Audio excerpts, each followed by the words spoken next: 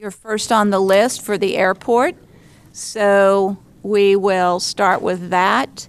And if you will educate us on all of these items on your CIP.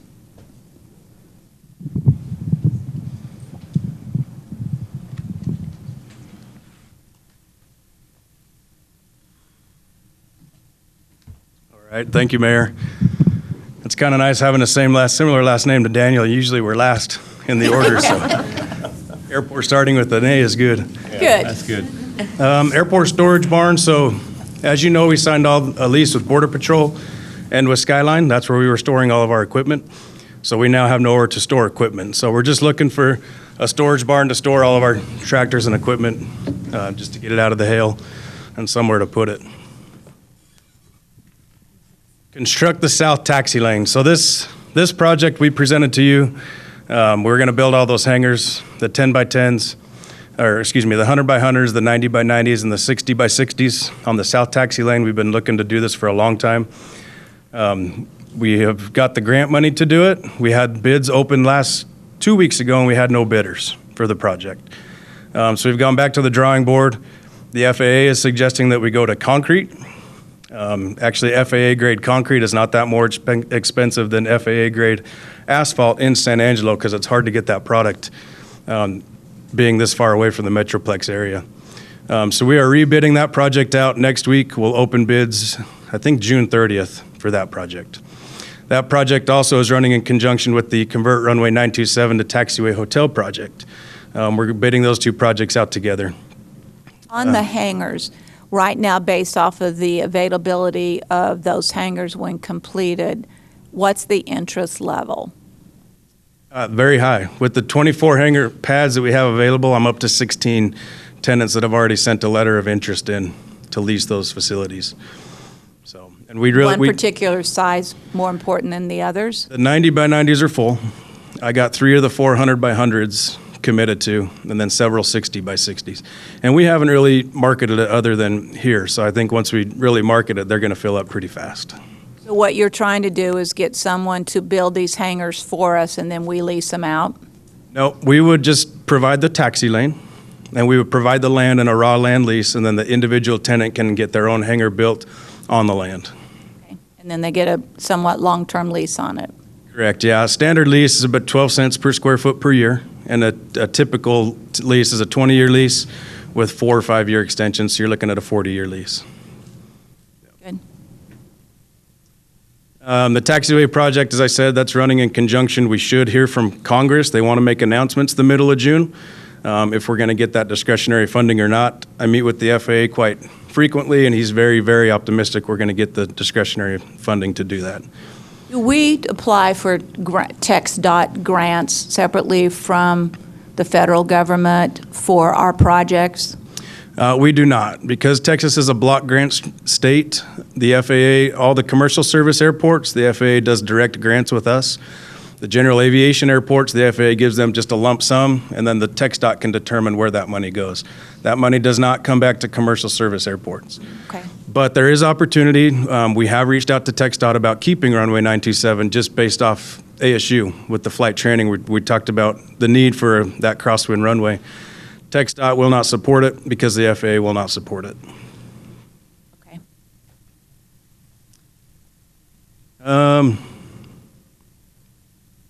And the process of extending that runway is, talk about the time frame on that again, please? On the 927 conversion? Yes, please. So that's going to be a very quick project because we're going to have both runways closed. Well, we'll close runway 321 while we're working in there, then we'll open it back up and close 1836. That's only a 60-day time frame to get both these projects done. Okay, It moves quick. good. Hangar Road reconstruction is complete. No, excuse me. That entrance road reconstruction is complete. Hangar Road, that's just the road when you're coming into the terminal. It's the non-eligible portion of the road as you head down to all the tenant-owned hangars. There's just a lot of potholes in it. It's an old road, and it needs to be redone. FAA will not touch it.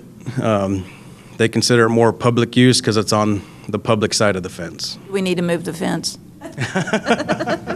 Sure. Okay, let's move the fence and then we qualify. Jet bridge reconstruction, you've heard about this. There's some grant money out there under the bipartisan infrastructure law, so I'm applying for those grants. It's a very competitive program.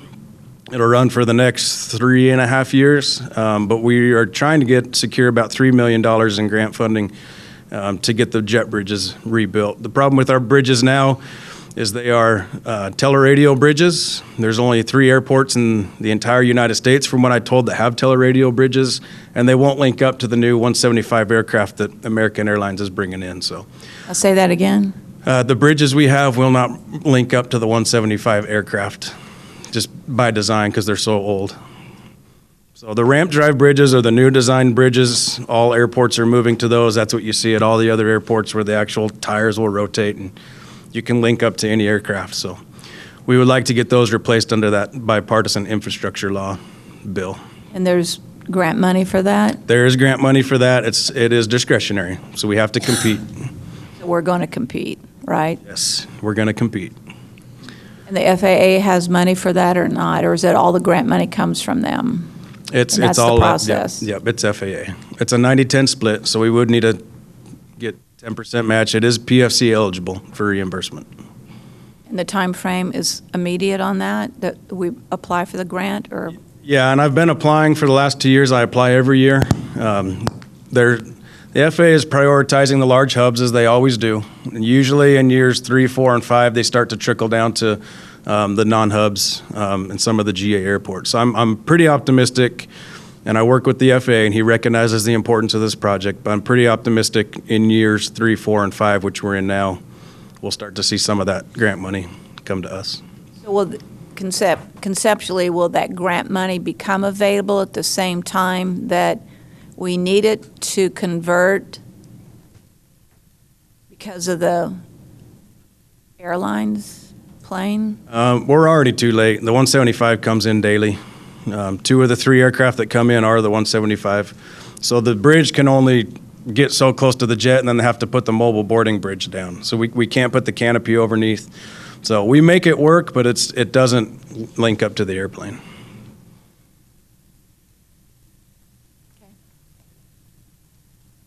Taxiway Delta, this is just on our capital improvement plan that we submit to the FAA every year. We're requesting to use $1 million of our entitlements plus the remaining 5.5 of discretionary to reconstruct Taxiway Delta. That's strictly just because of the age. The FAA gives the useful life of asphalt 20 years. So it's beyond its 20-year lifetime, and it's due for replacement. And these are on the out years. Rehab hangar roofs, we do get rain in West Texas, and so we've got several. At least recently we have. Yes. We got several hangars out there, and the roofs are old, the skylights are leaking, so we're just trying to be strategic and put some money every year towards replacing hangar roofs to protect the assets inside. We require in our contracts for spaces that we have at the airport and their lease that they have to invest back into the facilities at all? Because I know many cities, as a part of a long-term lease for operation or leasing of buildings, is a requirement to invest X amount of dollars back into the facility. That's correct. We do not do that here. What we do require is that they maintain the facility. Other than footings, foundations, the structural components of the hangars that we own and lease back to them, we maintain. They maintain everything else. We don't put a dollar amount in there. I have seen that in other airport leases where if you put $10,000, we will extend the lifetime of your lease another year. So that is language we could consider, but we don't currently have that in any of our leases. Rehabilitate runway 1836, taxiway Alpha Bravo. Again, this is driven by our FAA capital improvement plan. I believe that's 2 or 3 years out from now. Same with rehabilitate runway 321. It's on the capital improvement plan for the FAA. That we're just looking at a seal coat and paint. Runway 321 is the instrument runway. It's actually in really good shape compared to 1836. Terminal drainage improvements, again, that's on our capital improvement program. As you know, we flooded the terminal time to time when we get significant rains. So we're asking for some federal help to improve the drainage around the terminal building. Did we have any drainage issues over the past 10 days? Nope. Nope, it got close to the bottom of the door, but it never breached the door. It does rain inside the terminal, though, and we're trying to get that fixed. Rain is good, right? It depends. Rain is good. Let's see, terminal improvements. So again, this is that bipartisan infrastructure law. There's money available for terminal improvements. As you notice, the bathrooms at the terminal are getting pretty old and worn down, so we'd like to just replace the bathrooms, give them a bit of an upgrade. HVAC units are highly competitive with this program, so we've thrown them in there because my HVAC units are over 20 years old. And the roofs leak. Roofs are also very competitive in this program as well. So we're hoping with the HVAC and roof project, we can also get the bathrooms remodeled in the terminal using grant money. That's a 95-5 split, so 5% of that can be covered with PFCs. Terminal IT improvements. Again, this is from federal grant money that was available through COVID-19, but we're looking at upgrading our conference room to allow for some virtual meetings, just to maximize the availability of that grant. Do we with the, and I forget the terminology, but I know Brian Groves presented some improvements to be paid for by the fee that Optimum gives us. The PEG fee. Yeah. Can those funds be used to do this at the airport? I think it can only be used for programming that goes on Channel 17 or the television. So create a program, Sure. can go on Channel 17, so we can use that to improve your IT. Highlight some local pilots. There you go. I think we're looking at you, Tom. Okay. Terminal landscaping and fencing. Let me ask you a question. Yes. Because with the program at ASU and the pilot training program going on, would there not be a reason to believe that there could be something created to go on Channel 17 about that program or anything?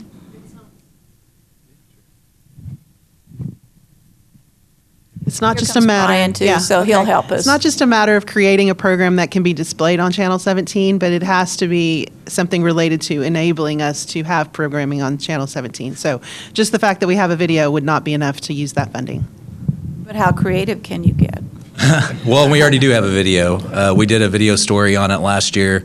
It won several awards. We run it all the time on the channel. But it would have to be, like, for instance, this room, we'd have to have meetings in there that we record and air on the channel. So it always has to have a direct impact on the TV channel. So we wouldn't be able to spend it for a conference room upgrade type thing unless we were recording meetings in there on a regular basis that would always be on Channel 17. So an airport advisory board meeting? We could look at it. One of the things we also need to think about is that fund has, we used to get more money. I think we are starting to see an impact of cord cutting. And so while we do have some money in there now, I think, we definitely need to be careful about spending it because at some point it could go away. And so. Because fewer usage of, No. fewer use? Right, yes. Yeah. So, we used to get about $250,000 a year, and that, I think, I didn't bring that paperwork today, but I think 2021 it was 150 or 170. The next year it was around 200, and I think right now we're at 131 this year. So we're definitely seeing a decrease in those funds. And so while we do have projects that we're doing in here, if we were to ever move our office, that would be very pricey. And that would be what that fund would be used for as well. And so all of that will start to add up, and then before you know it, we won't have any money in there to spend on Trying to things. think outside the box. Oh, I know. And so, yes, if we were to have an airport advisory meeting out there, Jeremy, how often do y'all meet? Do you meet 4 times a year, a couple times a year? Yeah, quarterly. So, Food for thought. yes, ma'am. Just trying to address the needs. And I have a good source of funding for that, outside of our funding. Federal grants could pay for that.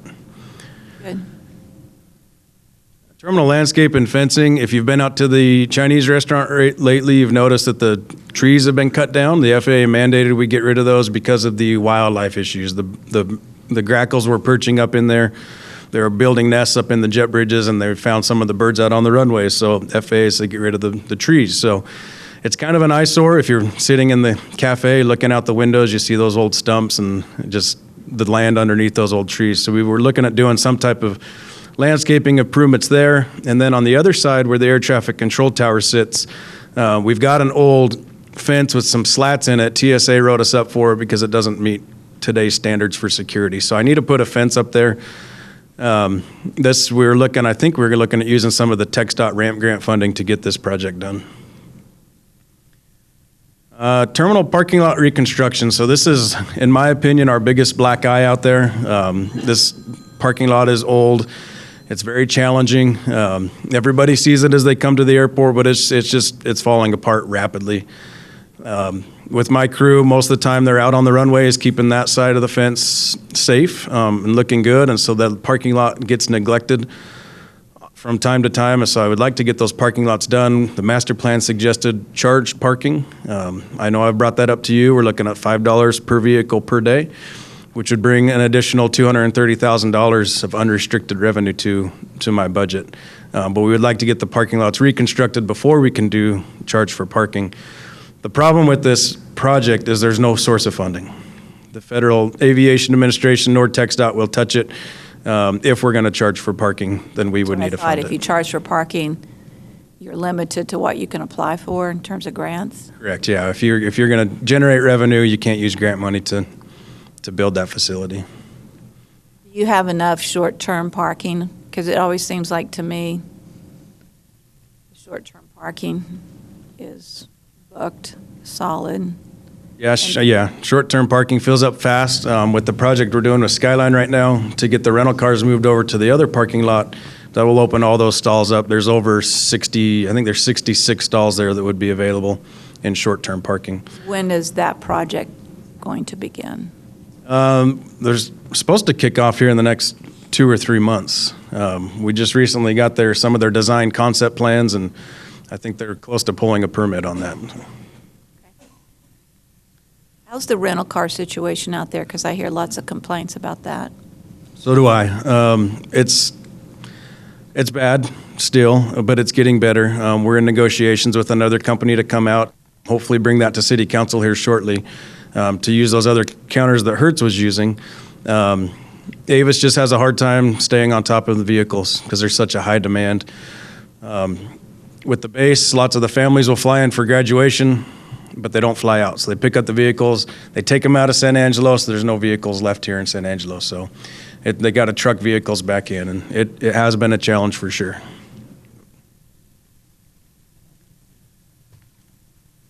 Last item on my list, tower Hey, reconstruction. Can I ask one other question? So Sure. I know in a lot of cities, like, where we have Hotel Row out there, in a lot of cities, there is a bus that stops by each of those hotels, picks up people at the airport, and then delivers them to the circle of hotels. Do we have that available in San Angelo? Because that's the other thing I hear about, just getting from the airport to a hotel, because sometimes the Uber fees and the Lyft fees are so high. People are like, whatever. So does that service exist in San Angelo? The service exists other than Uber through Red Ball Shuttle. Red Ball's been able to keep up. They got a bunch more vans, and they've been running passengers to the terminal, to the hotels. They do it at charge. We have talked to the hotels about running shuttles out to the airport, and they just don't have enough demand to justify doing it. But there is Red Ball Shuttle that's a more affordable option to get from the airport to the San Angelo. Tower reconstruction. So this one, the air traffic control tower, as you know, is old. There's some big push in Congress right now to replace the old contract towers. There's funding out there available now to the tune of $20 million per year nationwide. So as you can see, we're requesting $12.5 million of that 20 nationwide. We're number 23 on the list. Good. So it's going to be a while before we get it, but we push the need every year.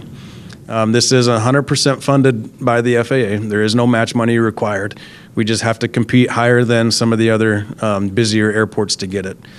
There's some language in Congress right now to increase that up to, I want to say, I think it's 50 million per year or higher for the contract towers. And so they do recognize there's an issue with the old towers and trying to get them replaced. So you will see this, you will continue to see this until we get the announcement from Congress that we get a new air traffic control tower. But with that, do I have any questions? If you were to prioritize, what would be your number one on this list? I mean, number one for me is obviously the parking lots, because that, like I said, that is our biggest black eye. The other stuff is we've already got a really good program with the federal grant program and the passenger facility charges. I think that's just going to run its course. But what I need help with, as far as priority goes in funding, would be the parking lots. I think it was 3.7 or 3.5. 3.4. 3.4.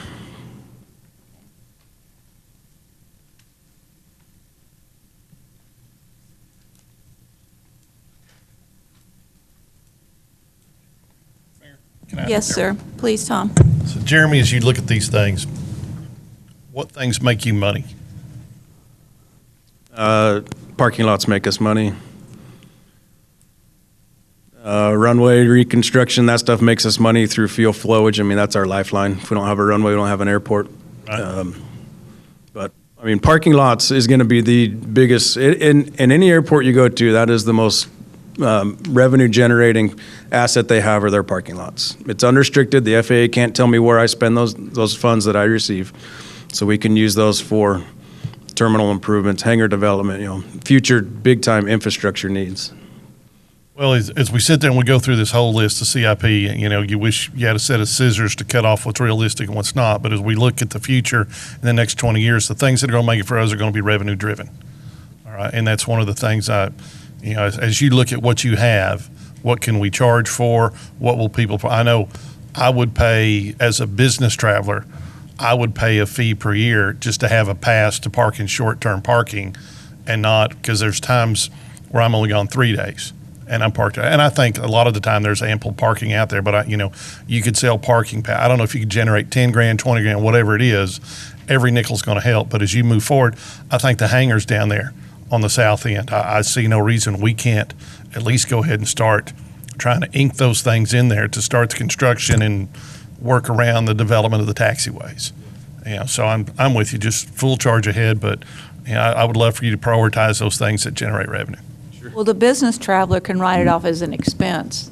So, It goes right on the expense report. You yeah, betcha. so that gets covered.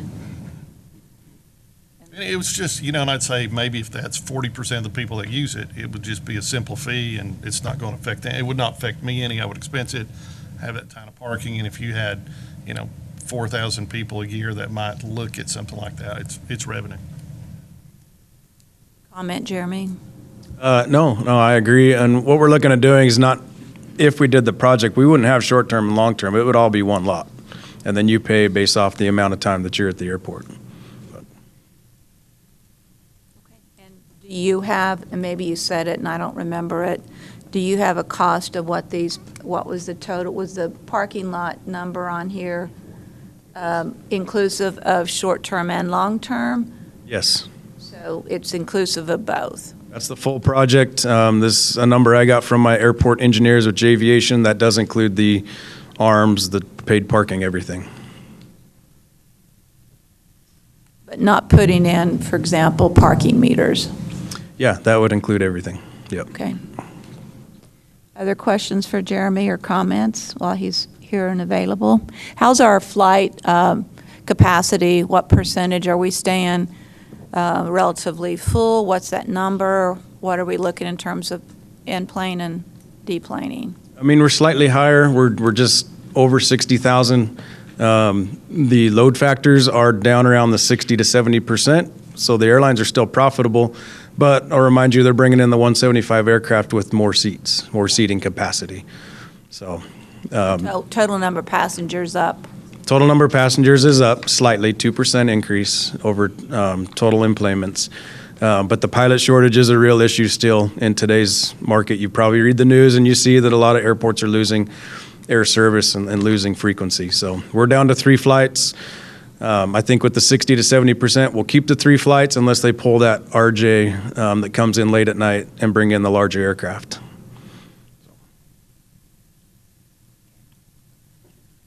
Good news, bad news. Sure. No other questions or comments for Jeremy? All right, so are the contract signed with ASU, with our partners from Principal LED, Jared White, so that contract is a contract now? That contract is a contract, yep, and they're paying the lease revenue, and we're seeing some progress over there. Okay. Yep. Thank you. Thank you.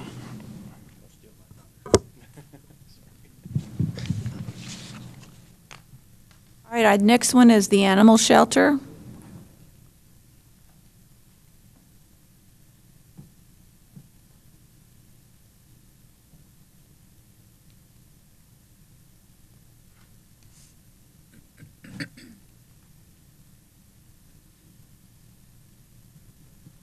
Good morning. Good morning, welcome Morgan. What's before you today is the animal shelter improvements as they've been discussed at a number of recent council meetings. So the capital improvements, just last meeting, y'all approved the engineering contract. So we're getting the purchase order for that item and we'll be able to move forward. This $1.6 million is fully funded, largely by the short-term debt issue. All right, so let's just talk about, we're excited about this. It should make a big difference out there. How are we in terms of seeing our ability to manage the intake? Is it continually 100%, 110%? Are you? Yes. So when we set the finite capacity for animals in our shelter, canines and felines, we subsequently adopted a policy where we shifted to a community-supported sheltering model, in which case the animal shelter is a resource center for San Angeloans, but not necessarily an intake. 70% of dogs are found within a mile of their home, so we want to match folks that are finders, good Samaritans, with some resources. We send them home with it's an optional program. We send them home with a crate, a bag of dog food, puppy pads, and a yard sign that says, hey, are you missing a dog? I found a, and we fill in the blank, black Chihuahua, whatever it is. And so we follow up with those good Samaritans days later, and the vast majority of the time, better than 80% of the time, they are reuniting with the owner in the field. Then we, of course, offer the owner opportunities like microchip, all the things to result in a faster return to owner next time. So those kind of programs and more that we're rolling out help us stay within our finite capacity. So at times that we do close the shelter for intake because we're approaching capacity, we still have a number of resources we can offer finders. We, of course, still dispatch an animal services officer anytime there's a call for a dog at large. We want to scan that dog for microchip, look at lost and found sites, get that pet back home. Like I said, even if it's not a shelter intake to be housed at my facility. So those programs and those outreaches absolutely manage our intake so that we can stay within those finite capacities. On times we're getting very close to the 180 maximum capacity of canines, we do subsequently share a list with the public and say, any dogs with advanced medical, temperament and behavior have been euthanized. We've exhausted all resources for those animals. And we're still approaching capacity with nothing but nice dogs. Will you help? And each time, 3 times now, we've had to share such a list, and each time we've shared 100% of those dogs where they've either been pulled into foster, adoption, or rescue transfer. 23 dogs to date have been listed and subsequently saved as part of that program. Right, and we're being very hardcore on the spade and neuter program, right? Because I think we received a lot of criticism that we were not being hardcore enough or following the process. Yes, so hundreds efficiently. of additional filings through the municipal court this year on failure to spay neuter. I don't think it contributes to the conversation earlier about additional filings because that is just a one-off, a true-up for this year as we work through that backlog. And then moving forward, we do have a new tool that came out of these discussions was our rescue partner offers a very low-cost voucher that we can offer at the front counter to somebody redeeming their pet. So right there in that moment, you're picking up your pet and we say, Concho Valley Paws would like to offer you a voucher at this very low rate. Would you like that? And they say, no, thank you. I would like to keep an unaltered pet. And we say, okay, well, then you are subject to citations. And unless they can prove an exemption, they do receive a citation then and there. So to prevent a further. How often does that happen? Well, it's offered at each and every No, but- interaction. I would say half people participate. Half of the people don't buy a voucher and either prove an exemption or receive a citation.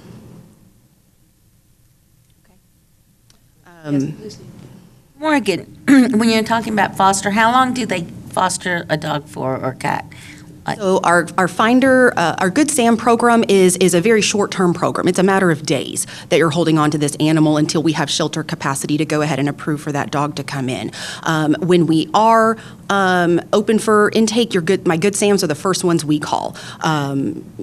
Hey, how's it going? Are you ready for an intake? Some Good Sams say, it's actually going well. Thanks for all these resources. We hold on to the dog for a little bit of time, in which case we transition them from like Finder to foster and get them connected with our Concho Valley Paws so they can get even more resources to continue to care for that animal. And we're talking a lot about dogs today because that's where I'm always hitting on capacity, but we're using it a lot for neonatal kittens as well. People find a litter of kittens and we're like, the best thing for this kitten is to not be here. Let me get you some resources and take them home. So for those that are going to be there for more than 10 days, they would transition to a proper foster application with Concho Valley Paws through our contract.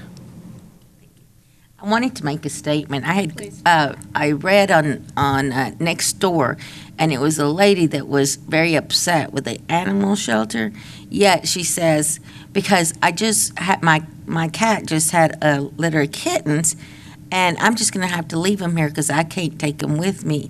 And I'm just thinking to myself, why didn't you do something to alter that female cat to keep from having, neuter spades, whatever we call it? But I just don't understand why there's complaining about the animal shelter when it's their responsibility to keep that cat from having so many kittens, and then them just saying, I can't take care of them, I'm just going to leave them here. And it can pretty quickly become an insurmountable issue. You have a good heart. You take in a random cat, you care for it, you don't connect with space services quickly enough. She becomes pregnant. So we do want to make sure people are aware of low-cost options to get their cat spayed. Right now, all our community cats are being pulled by Concho Valley Paws to be spay-neutered so that they're all going back altered and vaccinated. So there's lots of resources out there for folks if they have community cats, if they're aware of a colony. We've worked with a number of y'all that are aware of colonies that are unmanaged, meaning they're not compliant with the spay-neuter component of a colony caregiving. And so we connect with those folks. We build a relationship. We get all their adults spay-neutered and their kittens in for adoption and rehab. And it's a really good program, but we are asking folks to, step up and be responsible before it's a problem. Any other questions or comments for Morgan? Yes, ma'am. Yes, go ahead, Larry. With the improvements, you've probably been through this once before. I need to recall. What's your improvement in terms of intake of animals to the shelter based on this? The facility improvement that's on your CIP for this agenda item is touching almost every system we have. It's touching our HVAC, our roof, our plumbing, it's not touching electrical or foundation, but really every other system that we have, including our big room general kennels, will be completely reworked in this capital planning. The intake and the community-supported sheltering will be in different outreach programs. Quite frankly, the way we've grown our Good Sam program and done so much more for people who find a pet has come from us housing less pets, right? So ordinarily, by end of May, I have approaching 200 cats on the premises. I have, I think, 65 today. So instead of paying for that medical for neonatal kittens, it's quite expensive to run that program. We're able to buy milk to send home with people. We're able to buy kitten food to send home with people. That is cheaper than what our budget was spending money on. So we're Our goal able is to not to create a larger facility because we're not in the animal shelter business. We're in the make us animal a- rescue business. and make us a resource center. I want people walking in the door, and I want to send you home with resources. And there are helpers and there are people in this community that want to do that work. And nobody spent 30 minutes chasing a dog, getting it in their vehicle, driving 6 miles across town to walk in the door and say, "You clearly don't care what happens to this animal." They want to help. They want to do the right thing. And by explaining, look, we've got so many virtual resources for reuniting with pets through social media, Facebook groups, and online resources, and 70% of dogs are found within their own home or in the home neighborhood. Please take this pet back. The vast majority of folks say, "Oh, of course, yeah, that's the right thing to do. Thanks for that feedback," and are happy to participate. So there's the facility component to make our building what it needs to be, just to be operational. But then there's the programming component, which we've rolled out a lot of since November and will continue to do so through the summer for community-supported sheltering. We've already reached capacity many times, is what we're talking about. But There's never been a day we're over 180. So we're being transparent with our rescue partner, our community, to say, I cannot ever be at 180. If I'm at 180, and I have to euthanize a healthy, friendly dog, I need y'all's feedback that that's what you want, right? That everyone knows that that's what I'm doing, because that is not the intention behind life-saving programming. And we've assessed these animals through a very thorough process, and the capacity is real, and it's what we live by, and we approach it regularly, but never once have exceeded 180 dogs on the premises. I know that most of the complaints of people who've gone out there are the things you're addressing, and that is the HVAC, the plumbing, the smell, the drainage, the ventilation. And it's a 25-year-old building, and our community has grown so much since then. Our animal population has grown so much since then, and everything about how the animal services does businesses has changed since then. So talk to us about the time frame we're on now. So you've got the money, we've appropriated the money, the contract's done, it's out there. And when does it start, and when do we anticipate completion? The engineers need 60 days with the contract. Then we'll be able to let bids for the construction crew to come in, and that should be a 4 to 6 month process. So we're estimating to be complete January 2024. 2024? That's our plan. Right. And there's a number of unknowns that can happen between then and there, but that is our best estimate. We just got to know what the anticipation is. And of course, any delays or any changes or through this whole process, we'll have a robust communications That's traditional, practice. right, yeah. We're not holding you to it, we just need to know anticipated. There's many of those things that are Capital improvement plan. totally out of your control, and we get that. We're just excited that there's a plan, and that we're going to execute that plan. And I think it'll have a dramatic change in people's perception of the animal shelter. I have a So, quick question. yes, Lucy? Morgan, are we having problems with the feral cats? Well, you may. We have pockets of town. We've invested heavily in the spay-neuter of community cats. I mean, thousands of cats a year since 2018. Thousands of cats a year that we are spay-neutering and putting back. That is the best practice to overall reduce the cat population in this community, and we are seeing that.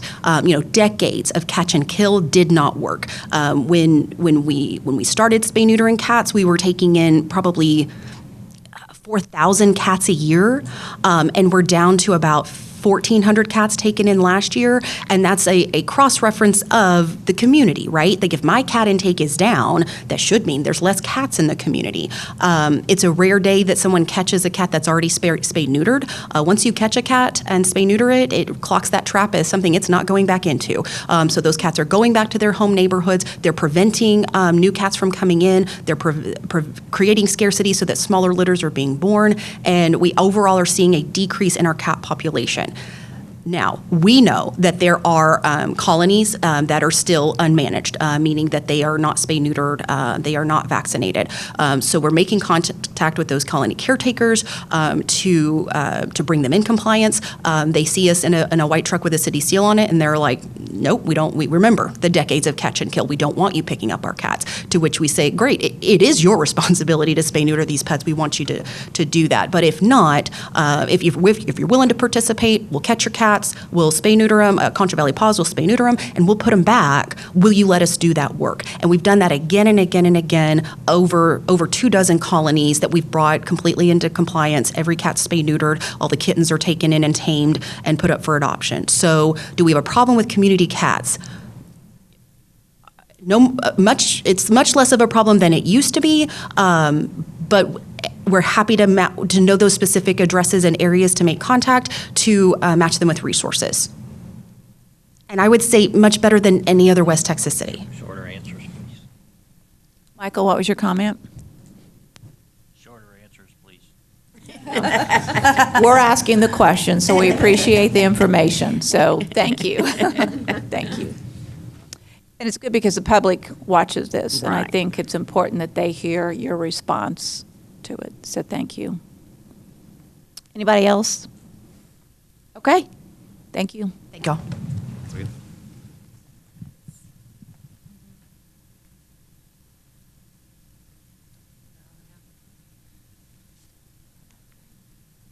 All right, we're now on civic events. Okay, this first one's Coliseum. So the Coliseum improvements has two parts. One, if we keep the Coliseum, what we need to do some renovations, renovate the concessions, improve the restrooms, improve the parking lot, improve the sound system, just bare bones things. As What do you know, mean you've heard. if? What do you mean if? If we keep the Coliseum, is it not ours? That's the second part. Okay. You're correct. We'll always keep the Coliseum. It's ours. The second part is if we work with the Stock Show Rodeo Association to fully renovate that facility. And we met with them earlier this week to talk about that project. And we'll likely bring an item to council end of June, early July to talk about that possibility. As you know, they took an item to the county to see if the county could partner to help fund those improvements. And I don't think we were able to make traction that way, so they may be coming. Well, let's be clear, it wasn't the county financing, it was the county applying for the DSIP grant. And the DSIP grant is a federal defense community grant. And that request is a combination of Goodfield Air Force Base, working with multiple counties around San Angelo, and turning the Coliseum into a emergency management regional facility. The DSIP grant is for a maximum of $20 million, and with that, you have to find matching funds of 10% of the total cost of the renovation. So let's say the Coliseum is a $38 million project. The city, between the funds the Stock Show and Rodeo thinks they can raise, plus if we get the $20 million, and that means counties have to sign up to support that, which we believe they're going to, then the city would have to find over a period of time an extra $10 million to complete that $38 million renovation. It still keeps the Coliseum as a city property. The county's only applying for it. The city has applied for the DSIP grants the past 2 years. So the county is using their ability, because it is a emergency management facility. When we've had things like the FLDS, we housed people there. There could be a national disaster of some sort, a multi-county tornado, for example, that we would need to use the facility for housing people, et cetera. That's what that is. So I anticipate we will come to city council at the end of June, early July to talk about that possibility. And that grant is due the end of June, maybe June 23rd or somewhere. So the submittal of that is the end of June. I'm not sure when the announcement of those funds will be made, but I think it's September, October, right? So that would be the time frame on that. So that's the process. Those are the statistics that go with it. Tom, you want to add? Harry, you want to add to that? Well, there's several different options. We started with one, and we gave feedback back to the association. It's hard to do this, the time frame to get it on the ballots for a bond issue. But I think the most important thing is we look at all avenues to gather money to decrease the burden on everyone. So I think the direction is we turn everybody loose to pursue what other avenues there are to make money. What I do like about this is we had this discussion yesterday. It's one thing that helps, like I was asking Jeremy a while ago, things that increase the revenue that come into San Angelo. Okay, and it's heads and beds, it's planes, trains, and automobiles, and somewhere for them to go. But let's not. I see what you're saying here, but I think my direction to everybody is let's just not put ourselves in a box of ways we can go make money. All right, and pursue that. That's one of those seasonal patterns the mayor referred to earlier when we were talking about revenue. There's clearly a bump in that season. Mayor, Yes. I just wanted to clarify something real quick. The DSIP grant requires a match of 30% for cities over 100,000 in population. We're good because we're 99,887 or Yes, something, today. right? So we're under that 100,000. So what is Below. the requirement for cities under 100,000? There is no match for cities under 100,000. We're 100,000. Good point. Anyway, I think the number was, they thought we would have to come up with $10 million based off of what they thought they could raise for other funds, et cetera. So whether that number's larger than 10 million but is filled in by these other resources like private commitments, et cetera. But we know that overall project is a $38 million project. We think it's an important project. We think the city would benefit in a major way with those Coliseum improvements, and we know that the Coliseum needs those improvements. I mean, there's no question that the Coliseum is dated. It has a need for those improvements, and we would hope that our grant would be the catalyst for getting this done. Go ahead, Harry.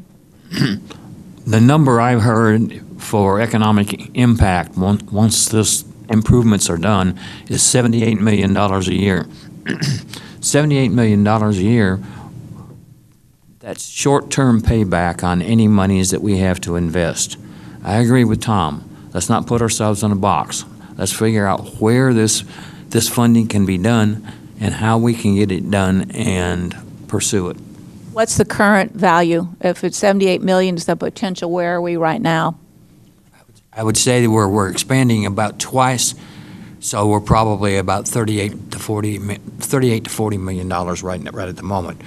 Bottom line is you still got an economic impact of 35 to 40 million dollars increase per year, and Well, maybe not per year, but over a short period of Back when time. Harold, and you helped me here, Harry, I think back when Harold Dominguez ran a projection back then, the economic impact for San Angelo was around 30 million at that time. Right. But it's stock show rodeo in the grounds.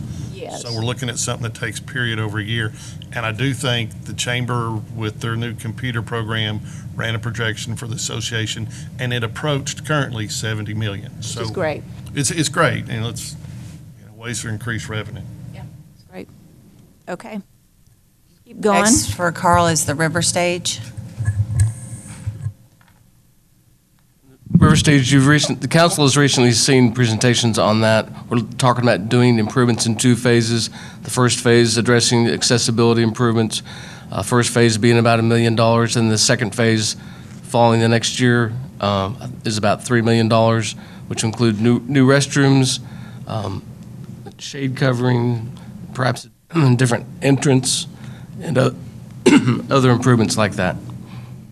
And we have some funding sources, the hotel occupancy tax. And so on the $1 million that we approved, have we started the work on it? What's the time frame on that? Where are we? Yes, we're looking at this next fall, winter for the first phase of the improvements. So it won't be done, because someone said that you thought it was going to be available the end of July, but there's no way that the irrigation, the grass, or any of that stuff will be done by this summer. No, not Yeah. this summer.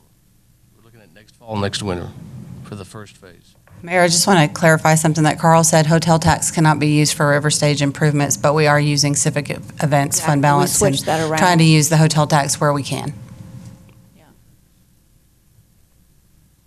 Okay. Do you want to do the rest of Carl's while he's up here? Or do you? Yeah, that'd be Okay. fine. Could I ask a question? Yo, please, Larry, go ahead. I didn't hear it in there, but I just want to make sure ADA improvements were going to be included in this. Yes, sir. That's in the first phase. Thank you. Yes, anytime you touch a building, you're required to. It's not an option.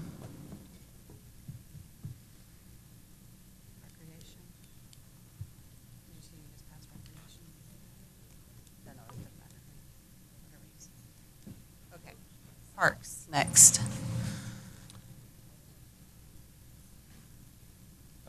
Parks, just right quick, on Brown Neighborhood Park improvements, a lot of that work has already been done. The last thing we have to do is installation of the playground. We have the playground on hand, and we should be getting that project here in the next few weeks. It was to follow construction of the pavilion at the dog park, which is complete except for the connecting walkways. Next one, Buffalo Soldiers Memorial, as you know, that one's ongoing.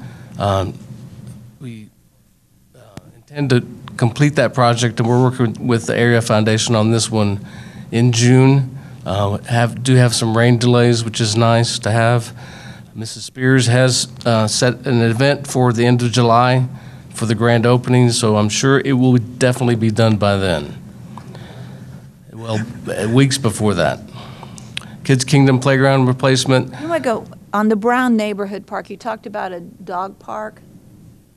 Did we approve that dog park? I thought I heard you say that. When I mentioned Brown Park, we were waiting to install the playground after we finished construction of the pavilion at the dog park. Oh, So the pavilion's been I was constructed. going to say, that didn't sound right to me. Yeah, thought that was, Kids Kingdom Playground replacement, it's a few years out. We do need to replace it within a few years. We're working with the Area Foundation on some strategies there. They're willing to help as they've done with other projects, but they want some of these smaller projects to get off their plate before they help with that project. Restrooms on the at, Buffalo Soldier, have they raised the total amount for that? Is it totally funded? yes, but they do want to raise some additional funds to finish out the landscaping on the additional property that fronts Avenue Oaks, Oak Street. They have enough money to do landscaping, but they want some additional funding to put benches and other amenities. So the project's fully funded, but they want to raise some additional funds for some enhancements. Let's see, Kids Kingdom, the restrooms for Martin Luther King Jr. Memorial Park, that's fully funded, as you've heard. At this point, we're waiting on the final permits to proceed with the project, which should begin in the next few weeks. And the restroom's been ordered, so yes, it should be here in June to begin that project. We'll have to work around the event in June. Restrooms at Meadow Creek Park, they've, Wait a minute. I had a have question. over here. I had a question on MLK. It's fully funded and the permits went through, or there was problems with the permits, correct? And now they're being looked at again? What's the problem with the Yeah. permits? I'm just curious. there were John there were James, two the issues. question for you.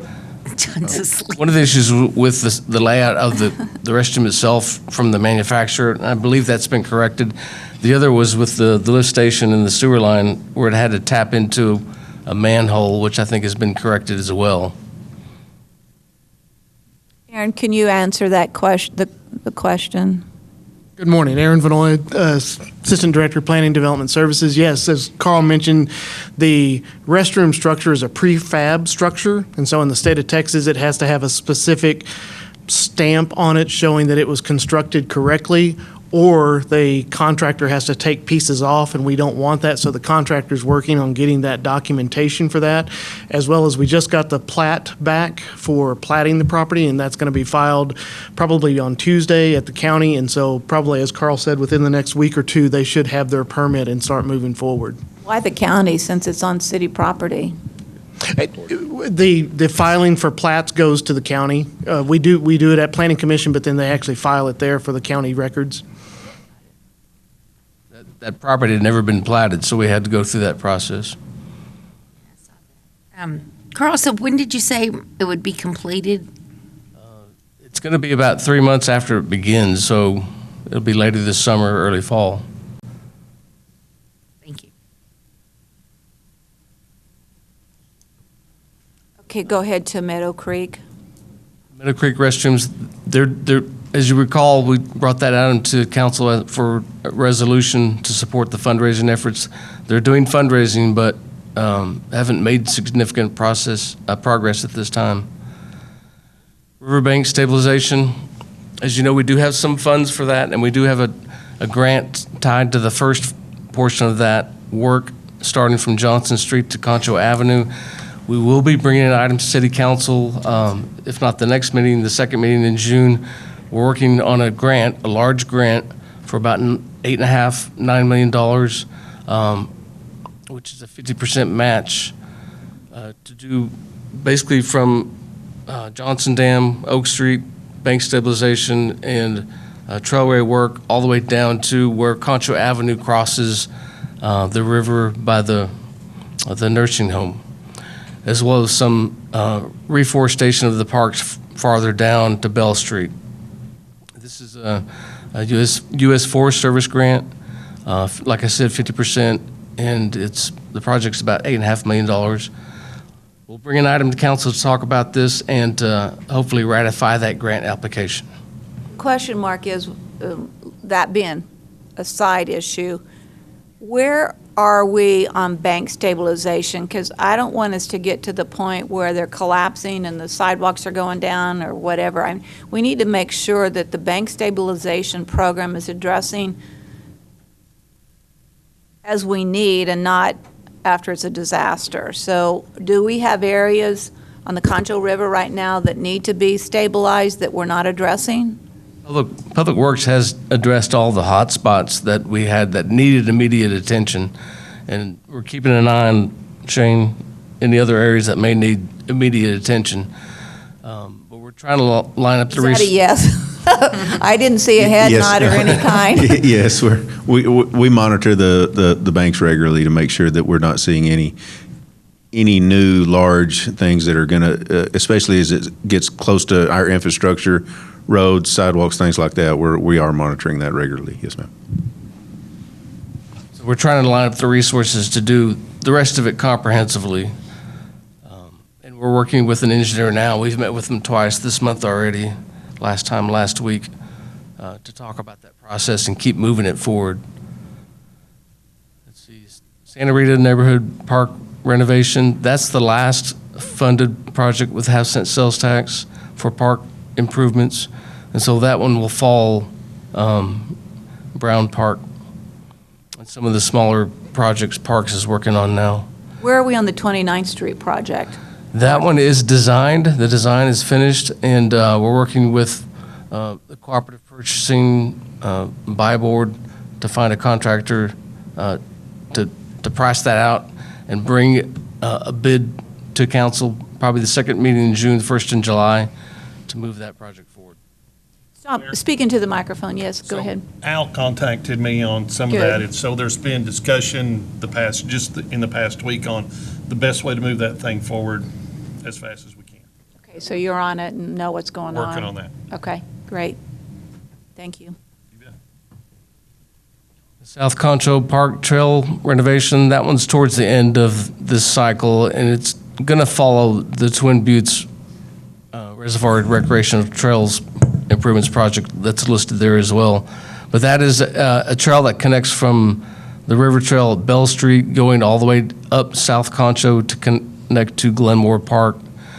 We have high potential to get a grant for that, a TPWD trail grant, which is an 80-20 match, 80% on their part, which is good. But again, we have to make significant progress on the Twin Buttes Trails project, which we're working on now. What does that mean, significant progress? Basically get into construction. We're doing all the behind-the-scenes work now. We're ordering the signs. The signs are, we already have one batch of the signs in. The second batch is being ordered. And then we'll do the trail improvements either this summer or next winter, and complete that project within a little over a year. So once that one's on, pretty well it's on its way, we'll line up the next one, which is the South Concho Trail and renovation improvements. Splash pads, as you know, we have a resolution on that one as well for Altex to do fundraising. They've made some progress, probably not as much as they'd like to, with their commitment and fundraising. I think they're about at $300,000. So the combination's over 800, so we're still looking to fund at least one. Yes. Funds aren't there yet for the first one.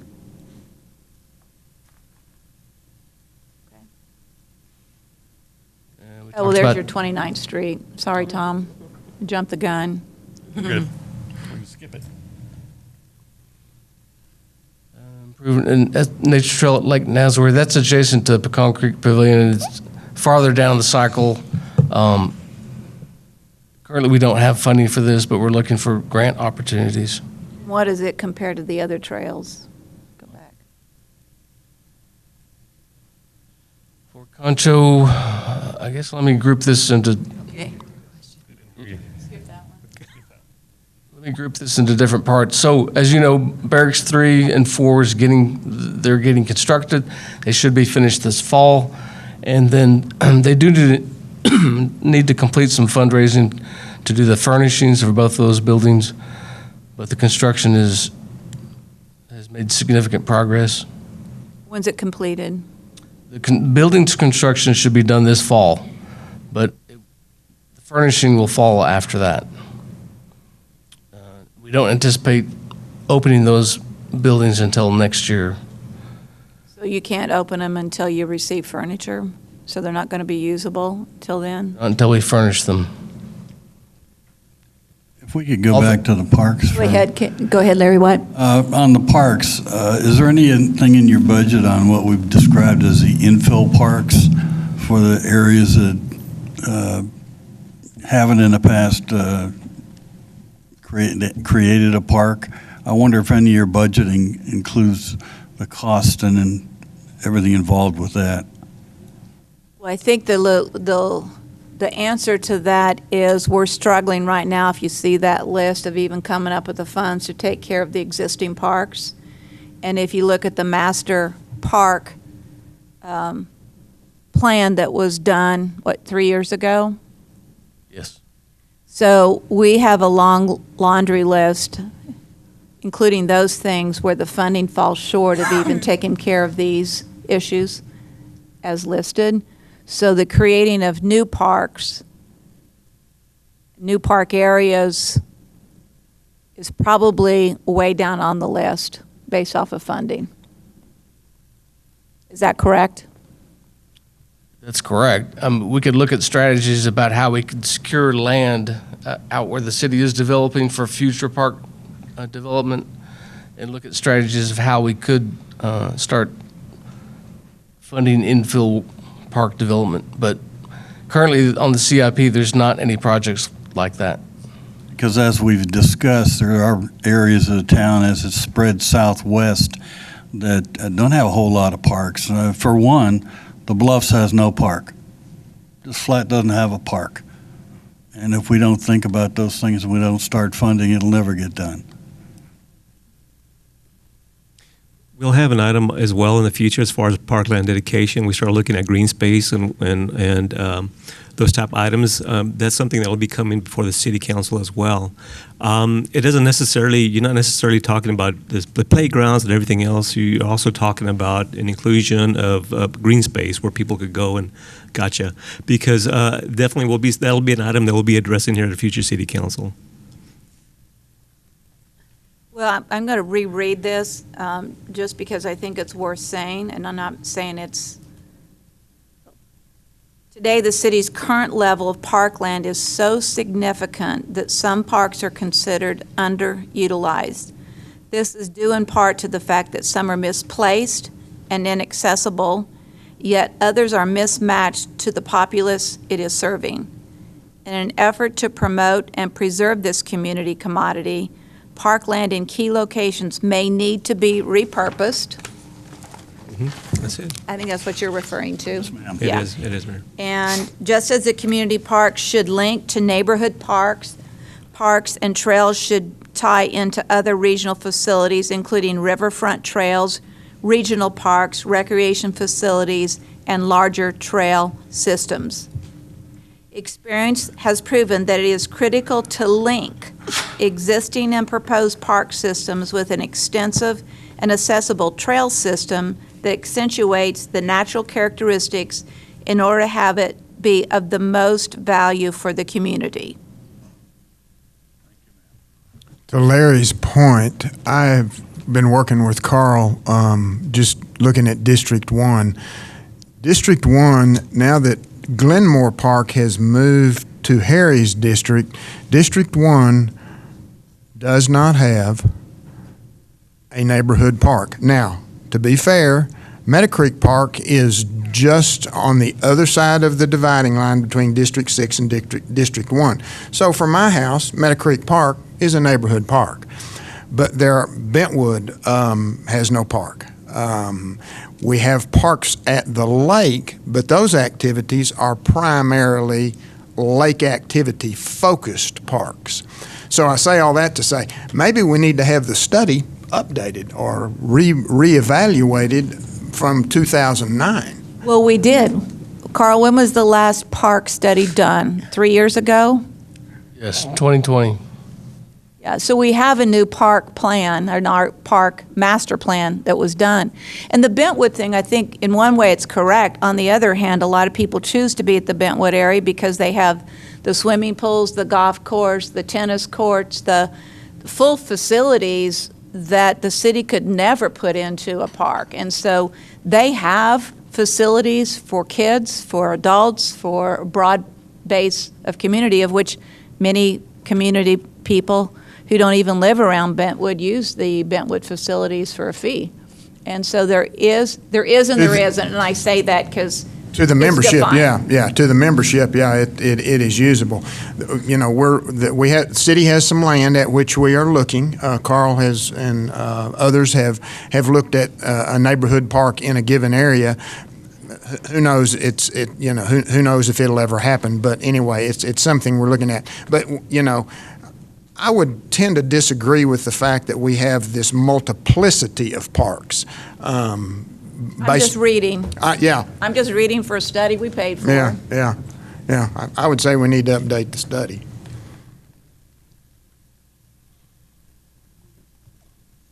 Keep going. And, you know, I also just want to remind everybody of all the things that have just been presented, of which funding is needed. What's your total number on parks so far, on these things that we just have gone over? I don't have a calculator. The fort and all that? Well, I have, but 5.1 million that we need to take care of the items that you've listed here. Plus the fort. It's actually closer to. And hopefully we'll get grants to fund some of that. So it's not a clean number, of course. But I also know on some of the other existing parks that we have, we build them and then we struggle to keep them up to par, constantly looking for money. So we need to look at the park. We need to bring back and discuss the master plan that we just did on our parks. Because we pay for those things, we put them on a shelf, and then we forget to go back and review them. So when we're doing this, let's make sure we have a park plan in front of us and maybe a special meeting on parks, because we have this document, we have one we did in 2020. Let's put this stuff together. I mean, we pay for these. We're supposedly paying experts to pull this stuff together. And we have used the master plan recently for grant applications, showing what the public has said that they prefer the most, walking trails, splash pads. We do use that information for Yes, because grant unless you applications. have a current master plan for your parks, you can't apply for grants. Is that correct? Correct. So on the fort projects, a lot of the officers' quarters, those will be towards the end of this cycle of the CIP. We're focusing efforts on Barracks 3 and 4 and also the Visitor Center, which is Barracks 1 and 2. As you know, almost all the fort buildings got re-roofed the last few years. Thanks to council, we've had funding to do a lot of the woodwork, window frames, fascia board, column work, made a lot of progress there. But the interior, some of the officers' quarter buildings do need renovation, but as I said, those will wait after some of these bigger projects. For the Visitor Center, which is Barracks 1 and 2, we do have plans for those improvements and fundraising for those. We do have some money left from half sales tax for that, but we need more.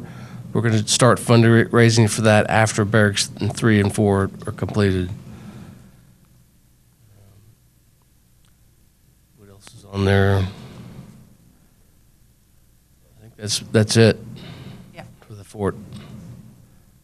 So going back to your original list that you were looking at, I think Yes, ma'am. engineering would be up next. Okay. Yeah, I'm using the one you sent us, so however it goes, yeah. This is a big one. Buckle in. This, Mayor, is mostly the streets-related projects that we have on the list around town. Of course, the Community Accessibility and Connectivity Project is a grant we have out right now through the program through TxDOT. We're looking for this grant, which would basically extend walkable pathways from on Chadburn all the way from Avenue L all the way up to 29th Street.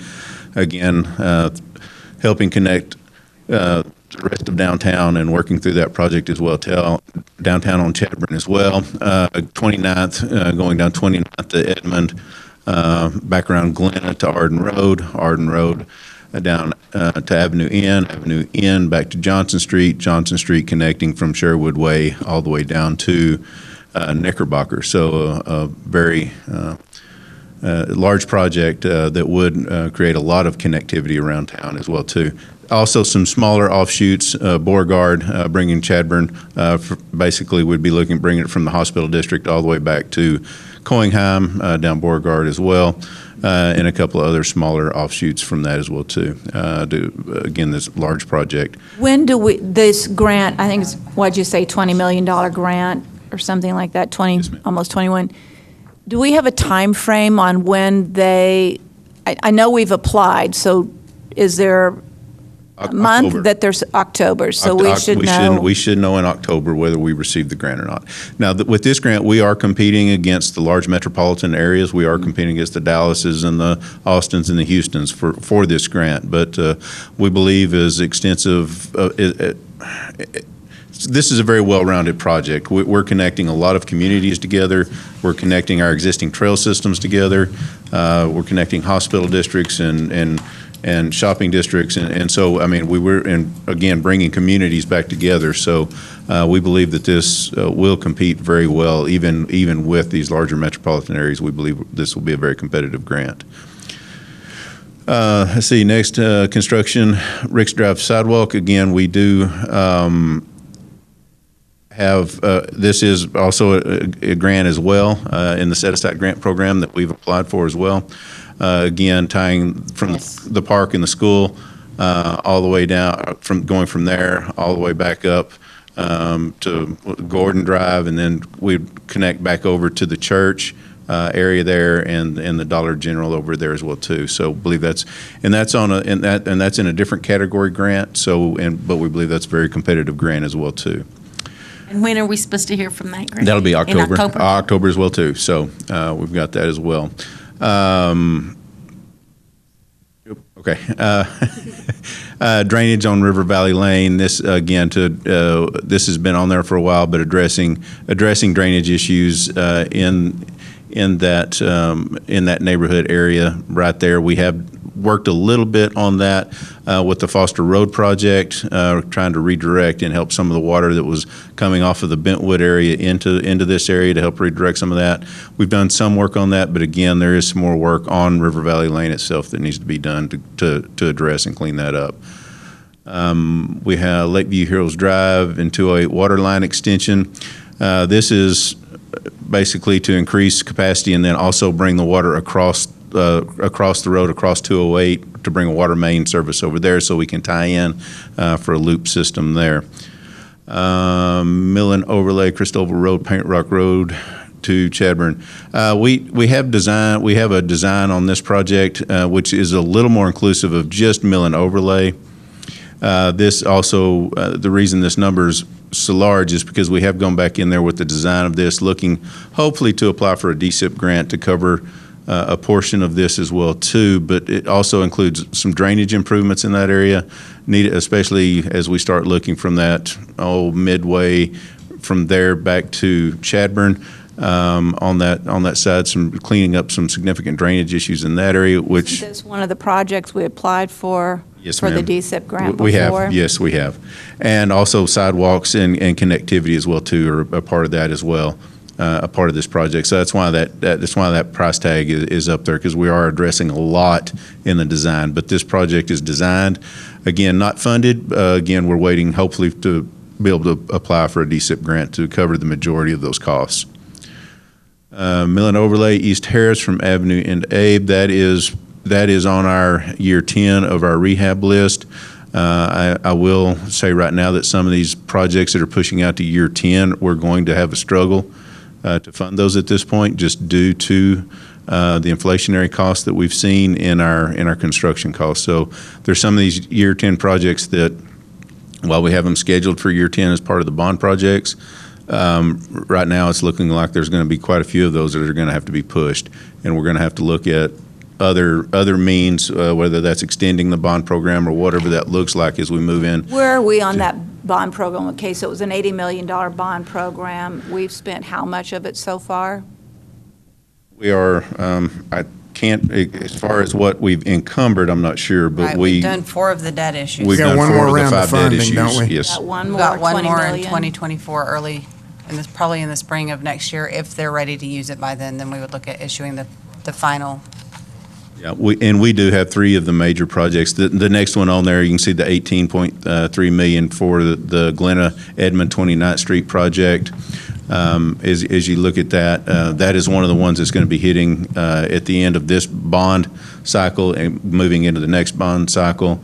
Of course, The 18 million would be included in that 80 million Yes, initial yes, bond yes, issue. ma'am. So- Now, in some of these, portions of these also include the utilities underneath this. This is not all coming out of the $80 million bond. There's out of this, about 9.1 is coming out of the bond issue. The rest of that is utility, whether that's sewer or water utility. So as we move through that. Again, the same thing with Howard Street. This project is actually getting ready to be started. We've actually bid it out. We've had pre-con meetings, and we're starting work on those. And we'll go through some of this as we get into our presentation here in a little bit. So Johnson and Sherwood Way to Knickerbocker, again, that's a year 10 project. Mill and Overlay, Chadburn, Loop 306 to 43rd.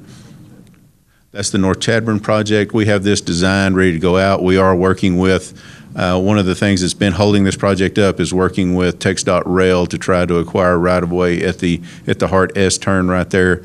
Again, we have everything to TxDOT. They're working through their process. They'll have to take it all the way to the commission at some point we're still negotiating. I thought we'd finished all of that. I thought No, we had. I think everybody's on board. We're just working through the red tape at this point. I think the TxDOT Rail and everybody's on board. I think we're just working through the red tape because they have to assess the value of it, and then we would have to accept that, yes, we're willing to pay that for this, or they're going to give it to us. So they're still working out some of the details on their end, but nobody sees an issue with it. It's just, I hate to let a bid and before everything's finalized, but everything's ready to go. We're ready to go on that project. So again, just finalizing that. We may try to pull out the 7th Street to 43rd Street to go ahead and get that. I wondered if you could go ahead and get Yes, that. we may go ahead and start that portion of the project and get that bid out and just pull out the S-curve portion and bid that at another time. Or as we're looking at Phase B of the downtown Chadbourne project, we may be able to put that so we're not having a very small standalone project. So we're looking at different options there so we can move this project along. We are looking at pricing, working, trying to get some opinions of probable cost to do the full depth reclamation process, which we did right here in front of the Manise Convention Center on Rio Concho.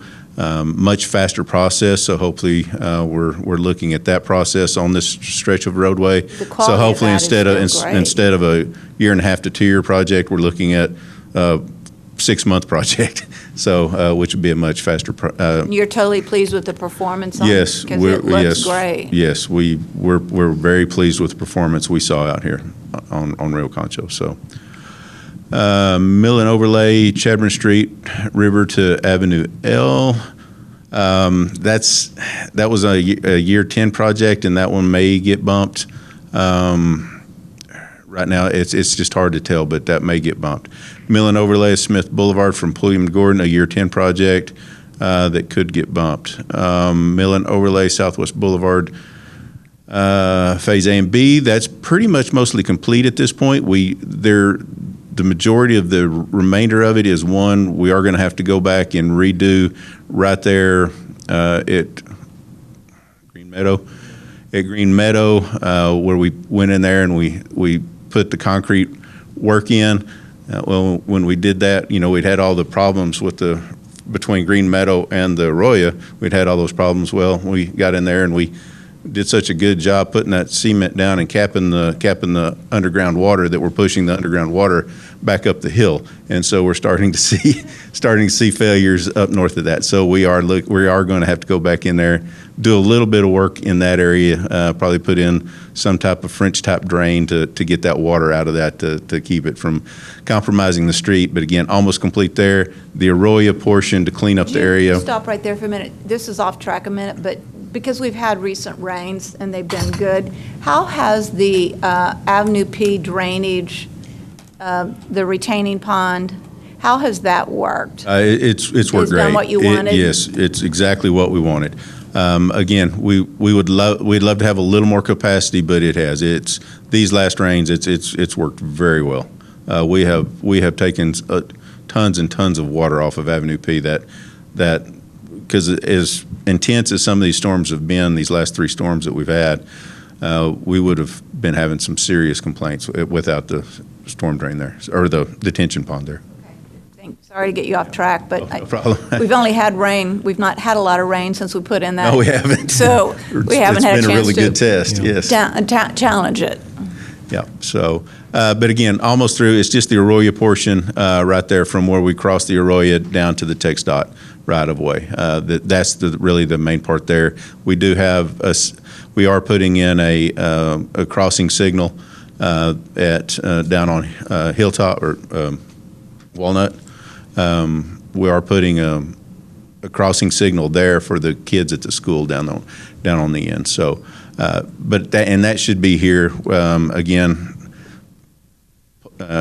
Material delays are what's causing that, and everything now is anywhere from 20 to 26 weeks out. So, but we still hope to have them up before school starts. So, but we're working through that.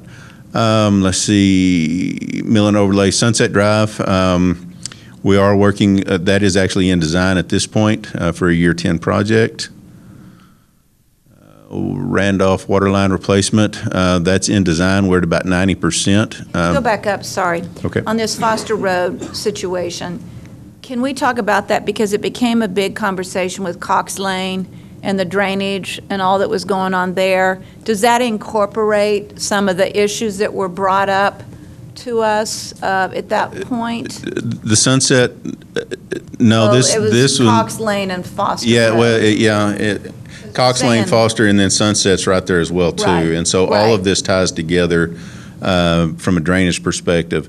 A lot of the work that we did do on the downstream side of Foster down towards the bottom, we did find that we did have a drainage easement in that area, and we went in there and cleaned that drainage easement out, reshaped it, reformed it, and we are moving water off tremendously faster.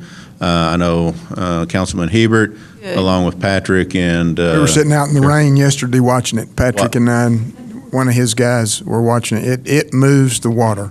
It moves the water. We found out there was another Problem spot. problem spot that I don't think even our guys knew, coming down Foster, and it may actually be in the TxDOT right away. I think they're going to have to check that out. But right there coming off of the loop, and depending on if you're headed what direction, north on Foster, right there in front of the DPS office is a mess. A mess. I didn't know if I was going to make it through there, even in my truck. And there was cars stalled out in there. But when you got on down Foster, by them opening that drainage easement up, it was moving lots of water through there yesterday. So that was much needed, but it's very much appreciated. There were people out there filming it with me too. I don't know if they lived around there or they just, anyway, it did what it was Changed supposed the to conditions. do. Yeah. Good.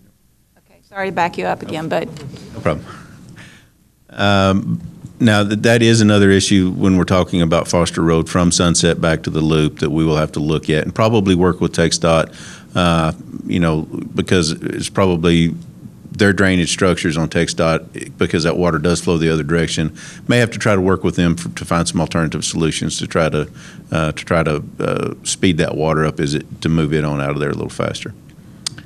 that's got to be news to some of the big concerns on Cox Road and Foster Road. So that's a real positive. It's great.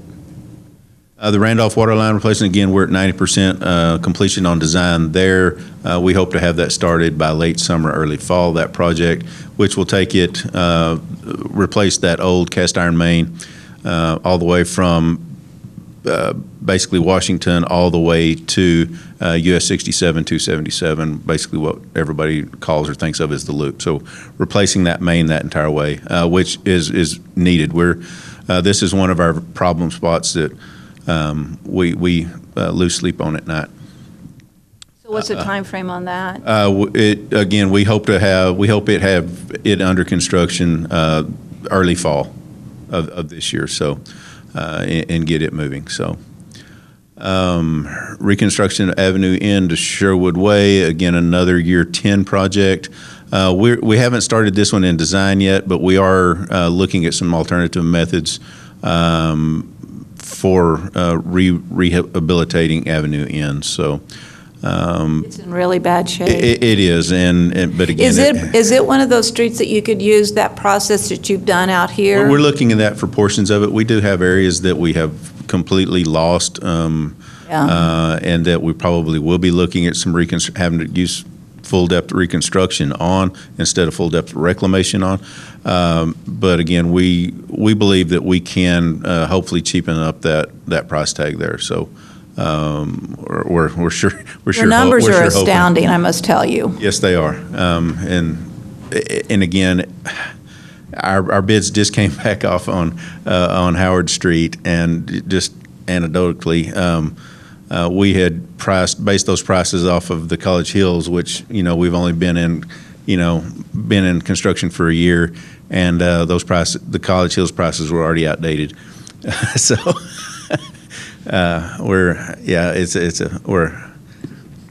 It's a problem. It's a problem and it's a battle every day. So, but we're trying to work through some I of know this. the rain is obviously, we needed the rain, and we're thankful for the rain, but I know it slowed the project. So tell me where we're at currently on that project and what we should anticipate. College Hills so far has moved along very well. We're on schedule or a little ahead of schedule, actually, on the utility portion of it. So that's moved along well, even with all of the rock that we have encountered on the project. But again, moving along well there. They are up to the last phase, getting to Sunset right now currently. Should be working our way across Sunset hopefully by mid this next month, mid-June. And then finalizing the utility portion of this project, of the College Hills project, finalizing it mid to late July, finalizing the utilities. So the utilities will be completely done at that point. At that point, we will be following right behind the utilities with the box culverts for the drainage. We already have box culverts already to Oak Forest and Oak Forest Court. They're already to that point, again, following the utility construction. Hopefully, we will be finishing that up early fall, and then that way, the rest of it is just road work at that point. So we're still on schedule to try to have everything from basically Vista de la Roya all the way back to Avenue N. We're on track to have that done hopefully by August. We were hoping late July, August. We're about 3 weeks now behind because of the weather and kind of looking into next week. So it may be late August, September before that's completed. But again, we are moving along very well on that project. So, but hopefully, like I said, by hopefully end of August, September, everything from Vista de la Roya back to Avenue N will be fully complete, and then we'll just be working on finishing up from Vista de la Roya to the Loop. And we're about a year out for total completion. I'm going to jump a minute, but you keep mentioning Sunset a bit. So we know that there's been constant conversation about the Sunset Lake and the Parkview Lake. Is there conversation today on the drainage of the Sunset Lake / Yes, ma'am. Parkview Lake? It's further on down? It's further on down Okay, in the list. thank so. you.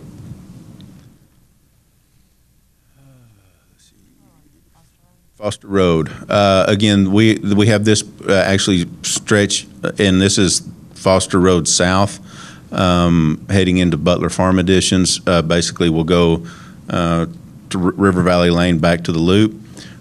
This is in design right now. We don't have funding identified for this at this point, but again, it is in our hazard mitigation plan. So this would be a prime project, and that's why we have it in design, so we can have it shelf ready. We have it on the shelf, and the plans are ready to go. In case we can get some hazard mitigation dollars from the federal government, this is a prime project for that.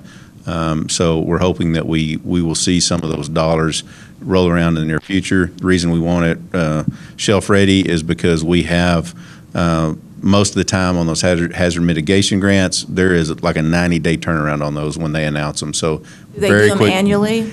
It's based on when the federal governments have issued a disaster declaration somewhere, and then these funds are unused, and so since they've already been issued out for disaster declaration, they will go out to communities and let communities apply for grants to use up those remaining dollars. And so most of the time, that's when we see those grants come out, and that's why the turnaround time is so tight on those, is because of that. So, but again, that's why we want this one. It is a prime target for one of those grants. So.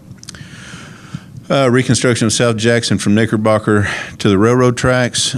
This is actually should be. I think it's in bid right now. It just came out in the paper. Is it the North Chadbourn one or the South Jackson? No, this one? is South Jackson from the railroad tracks back to Knickerbocker. That short section there, to actually go in there and widen that right, between the Taco Bell and the Chick-fil-A right there, to actually widen that a little bit there.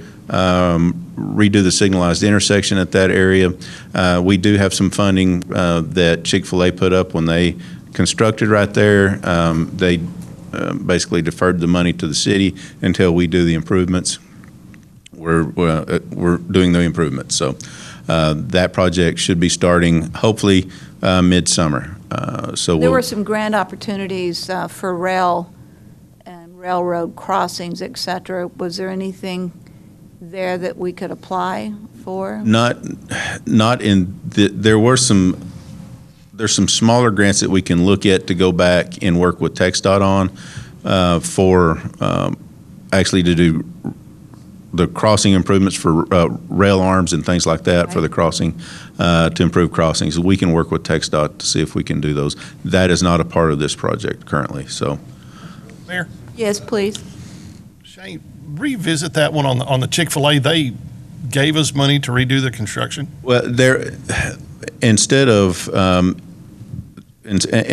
them doing the construction themselves at the time, which would have been counterintuitive to the plans that the city had for that entire intersection right there, they basically set aside that portion of the money and gave it to the city for us to hold on to until we did the remaining construction that we wanted to do for that intersection. The widening of it? The widening of it. So basically. On Knickerbocker or on South Jackson? On South Jackson. Yeah. On South Jackson. So we have that money sitting in an account, waiting for us to utilize that with our project.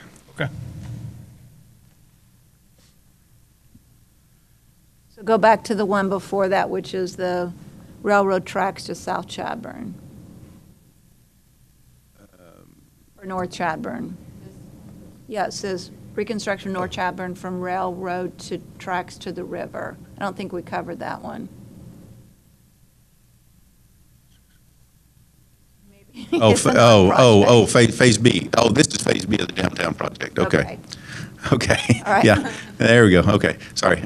Yes. This has been it's 100% designed. Again, we're waiting for funding on this one. We don't have identified funding for this one specifically. We do all the utility work has been completed on this, but we do have the grant out, the set aside grant right now that would cover all of the pedestrian elements along this route. So if we get the grant, that would cover the cost of pedestrian elements, and then we would just be looking to secure the funding for the street portion of it. But again, the utility work has been completed. All utility work has been completed, and the design set's at 100%.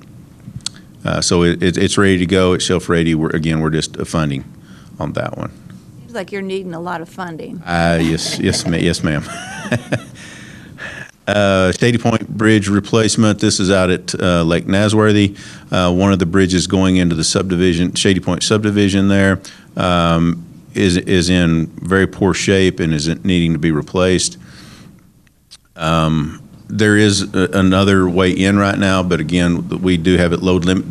That bridge is now load limited to a very low amount, basically cars only. Not even delivery trucks, things like that are supposed to be going over it at this point. Again, that need some work there. So you have the 160,000? And that sound good. That pause didn't sound good.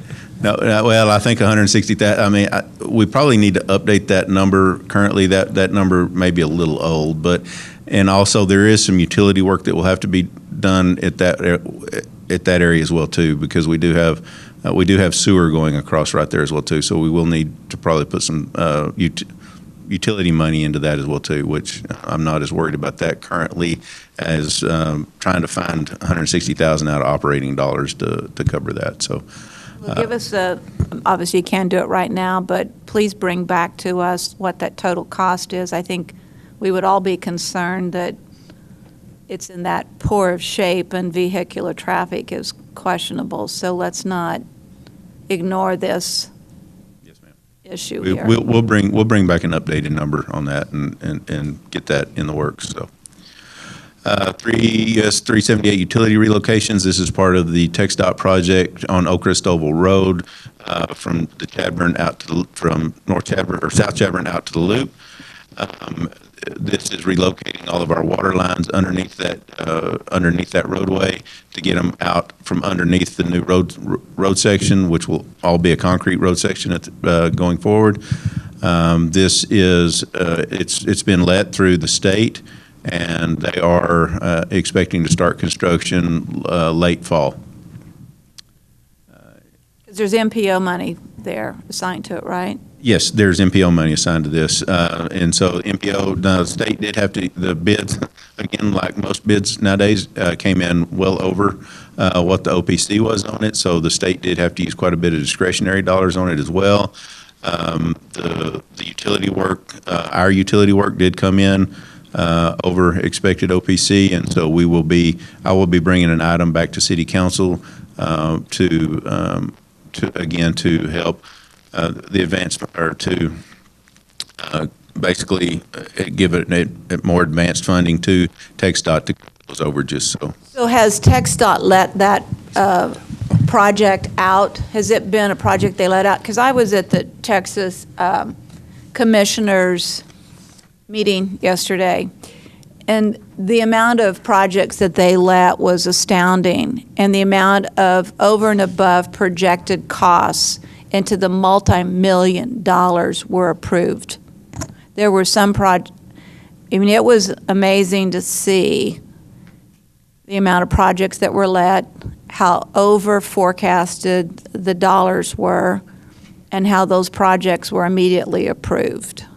Yes, ma'am. And this was one of those projects that fell under that. We were there to speak towards, obviously, transportation issues for our Ports to Plains area, but also specifically, we had an opportunity to talk about San Angelo. And so I know, it was, I just can't say it enough, it was amazing. It was. This project for them did come in substantially over what their estimate was. So I believe 40% over what their estimate was on this project. So that was a staggering number when they got that number back.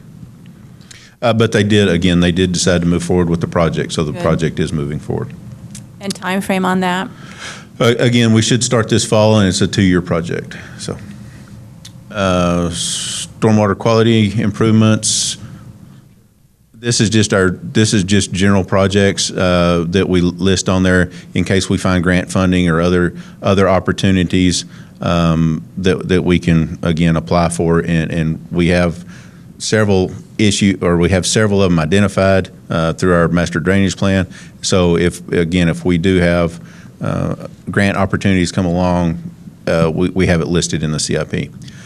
Sunset Lake and Parkview Lake improvements. This is the dredging. We've done all the work. We have OPCs.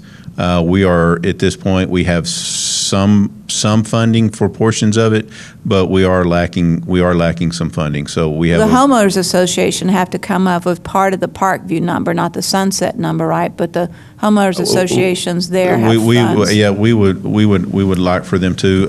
Again, as we looked at the numbers, and we are working.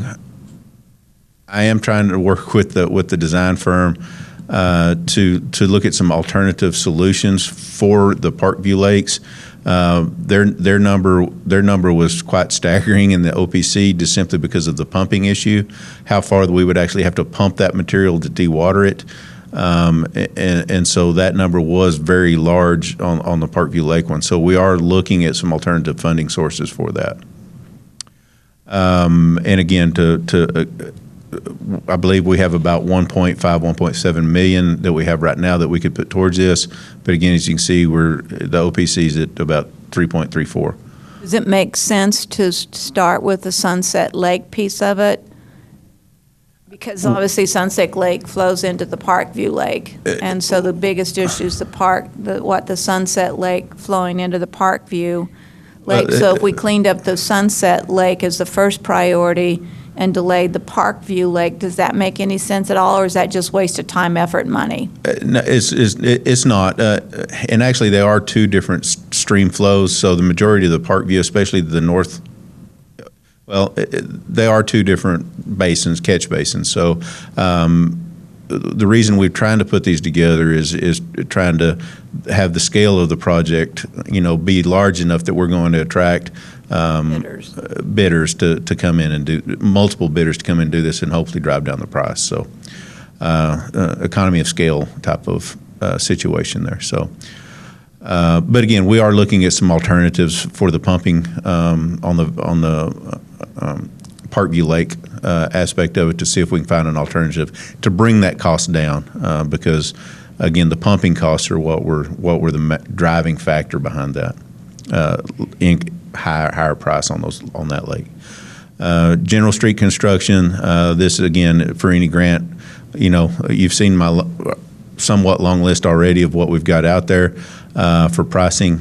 So this is and needs on streets. But again, if we can find grant opportunities, things like that, we have a general street reconstruction or construction item set in there. So again, we're not having to come back and amend the plan as we move forward if those grant dollars become available. And then Twin Mountain Drive extension, this would be proposed extension of Twin Mountain Drive from where it stops today close to Southwest Boulevard, which would extend it there all the way to US 67 or Sherwood Way I guess Sherwood Way stops at the edge of town. We would come out right there or close to the city limits where the city limit sign is. It proposed at 14.1 million. All right, so we're looking at $217 million. Of the $217 million, what percentage of that would be something that would be covered by existing monies and/or grants in the next 12 to 18 months? The utility projects that I listed there, anything in the utility portion of it is funded. Again, there's probably 50 million of the other that is funded that would cover the next 12 to 24 months. And so of that, is that part of the $80 million bond? Yes, ma'am. So you've got 20 million left in it, approximately? We have one more bond issue. We still have monies remaining because some of these projects are still that we have listed here are active projects and all of those funds have not been expended yet. So that 50 million includes the active projects. While the monies may have been encumbered, we have not expended those dollars yet. So. And so if we were to, again, prioritize these issues, I get they're all important, and I think we all know each of these projects have huge needs behind them. Shady Point seems to be a real critical issue. Smaller dollars, but critical. And we know that we have the 2 grant applications for the Community Accessibility and Connectivity Project of 20 million, as well as the construction of Ricks Drive sidewalk. So those 2 $22 million are grant applications as we speak. Correct. And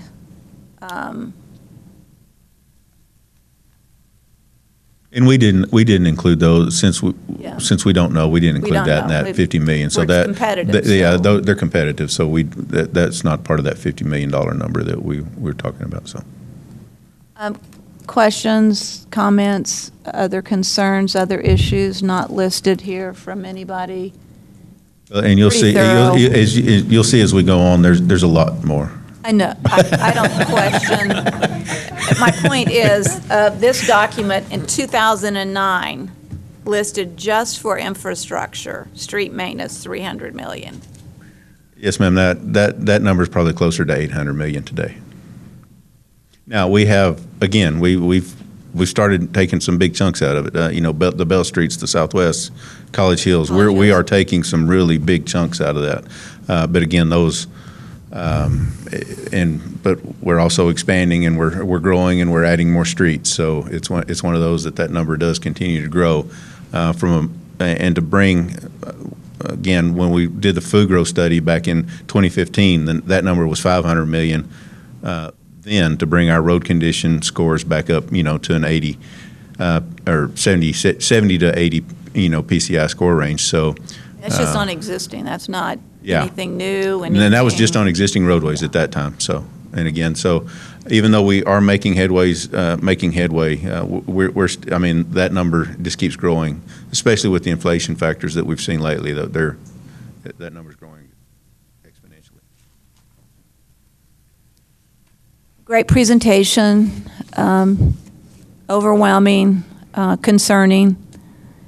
Strategically, we're going to have to figure out how to deal with it, particularly because of the $80 million bond not going as far as we thought it would, certainly back in 2017.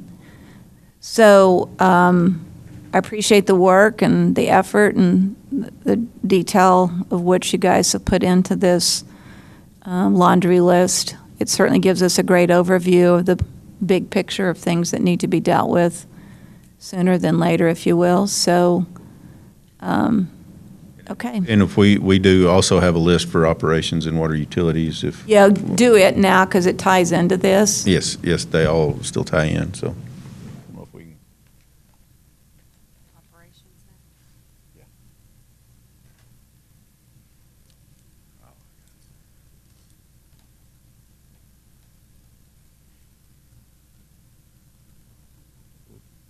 And what we'll do is following the presentation on facilities, we will take a lunch break. So if you'll do this, and then we'll take a lunch break. I think it'll be about time, because we're at 11:55 now, so go ahead and do this, and then we'll take a lunch break. Okay.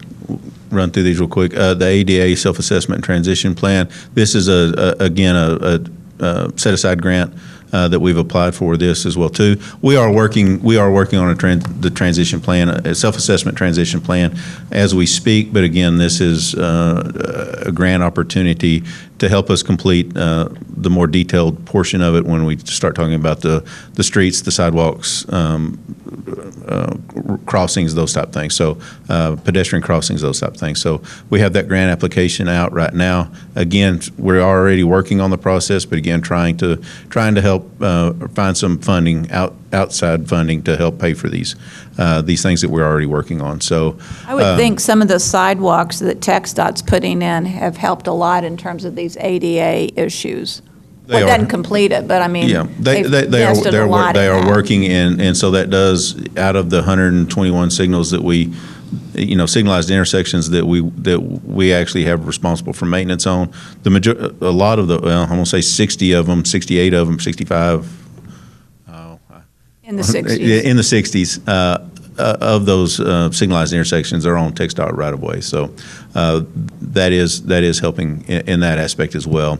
We are also working with TxDOT on some highway safety improvement projects where we are going to be looking at replacing signalized intersections mostly along North and South Bryant, but well, safety's was one of the number one issues the Transportation Commission talked about, and Alvin New heads up the safety aspect of TxDOT, and he's really looking at safety issues as a key. And so we took the intersections within the city that actually had the highest number of traffic accidents at them, and we applied for those grants and received those grants. Working with TxDOT, and so again, we're getting two on one program, and then 4 on another program are being replaced. The signalized intersections are being replaced, and all the safety pedestrian elements are being upgraded. So, again, working with TxDOT and working through those programs. So it's that's the really other thing they're focusing on is mobility, walkability, bicycleability. Yep. I don't know if that's a word, but we just made it a word. We'll accept it. Put it in the dictionary. Yeah. The next item there is the emergency trailer storage. This is for the new emergency command trailer that we have for the city, but trying to get a storage facility for not only that trailer, but also the police department's trailer, emergency trailer, response trailer as well, to keep those assets covered in Where are they in good now? conditions. They're currently stored over at our vehicle maintenance yard, and so that's where they're stored at currently. Again, just want to get a cover on those so we can protect those assets. And then Lake Nasworthy improvements, this was the referendum that we went out to the citizens to use the Lake Nasworthy funds to, a portion of it was for the Lake Nasworthy trunk main improvements, and then also for improvements around the lake, boat docks, those type of things. Where are we on the number one fishing pier? Yep. 'cause that- It is, the pier is actually 100% complete. We are waiting on parking and accessible sidewalks to the pier before we open it. But again, we should be within the next, hopefully 30 to 45 days, we should have that complete. 'Cause it's summer, we need to is. get it We up need to and get it up. running. Yep. We're working on it, trying to get all that completed, and so we should have that open in 30 to 45 days. We're pushing pretty hard on that one, so working hard on that. There's a question or comment. Larry, Karen? It was me. Okay. I would like to ask if it would be appropriate before we get too far down your list to ask for comments from our ADA coordinator about the impact of TxDOT activity on some of the things that were mentioned in the prior item. I'd like to hear what she has to say about the actual impact I on think ADA the- compliance. The TxDOT improvements are certainly helping TxDOT with their compliance under the ADA, but we have still this ADA self-assessment and transition plan process we need to go through. A lot of the projects that are listed on the CIP do require ADA accessibility upgrades as those projects are completed. That's something historically that a lot of cities, not just us, haven't done, particularly Mill and Overlay. People generally thought ADA was only required when it was construction or reconstruction. That's not the Department of Justice's guidance now, and it certainly wasn't the way they always looked at it. There's also curb ramps that I know Shane and I have talked about that there are locations in town that either we have reconstructed a road or done one of those processes where we should have included curb ramps and they weren't done, or the curb ramp that's there is not sufficient, and we're receiving some complaints and grievances. So that's another area that we really need to start spending some attention looking into. Does that answer your question, Karen? Thank you. And we have a list of those? Well, that is in part what the transition plan does. The transition plan requires that we go on a very detailed basis through pretty much all the city streets, sidewalks, and locations, including downtown, as well as in our neighborhoods, and identify places where those facilities are missing. There's a number of cities in Texas who have recently gone through that process. I think Denton's has 280 pages worth of corrections they have to make. Colleen is under a settlement agreement with the Department of Justice, and they haven't even started evaluating theirs yet, but I anticipate they're going to have similar length of number of corrections. So we do, based on complaints, know where some of those concerns are. We all know just walking around or driving around where some of those concerning areas are. But to have a total list, that is what the transition plan update will do for us. And that transition plan will be available when? Shane? Yep. We're, again. Because you have nothing else to work on, I know, so. No, well, we are working on the RFQ process right now. So when one for either for this grant, or we do already have the Safe Roads for All grant that we did acquire, already receive. Well, we were awarded. We have not received it yet. They actually had a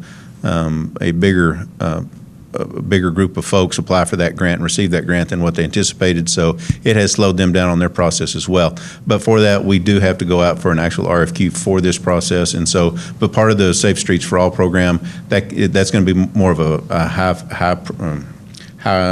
60,000, 60,000 feet view of what we're doing for the transition plan, but it's a phase one step. And so it's going to go out and basically identify all of the safety issues that we have at all of our intersections, along our streets and everything like that, other sidewalks, pedestrian facilities, all of those things. So that's going to be phase one of this. And then phase two is where we actually are going to take and start looking at all of the details of this intersection needs curb ramps here, here, and here. We need a landing here. We need these pedestrian elements here. And so that's when, that's going to be phase two as we move forward.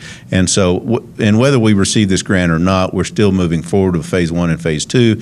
We're just trying to, again, make our city dollars go further by applying for the grant and trying, instead of pocketing it all out of our operating funds. So. Again, moving forward. So we hope to actually start the phase one. We actually hope that we're going to be able to start late summer, early fall. I would like to add that the scope that we have drafted, that I'm working on making some modifications to make sure that that high-level view includes enough detail that we can consider it our transition plan. We have been telling TxDOT under a complaint with the Department of Justice for over a year that we're working on that. So I think it is important to make sure that whatever we're doing in that process does qualify as a transition plan for us so that we can keep everybody happy.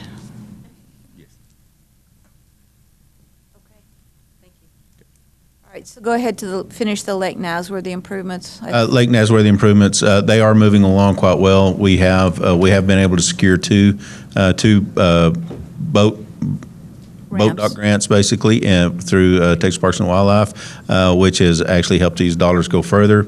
And so we are actually, they're finalizing design on the first three now, should go to bid this summer.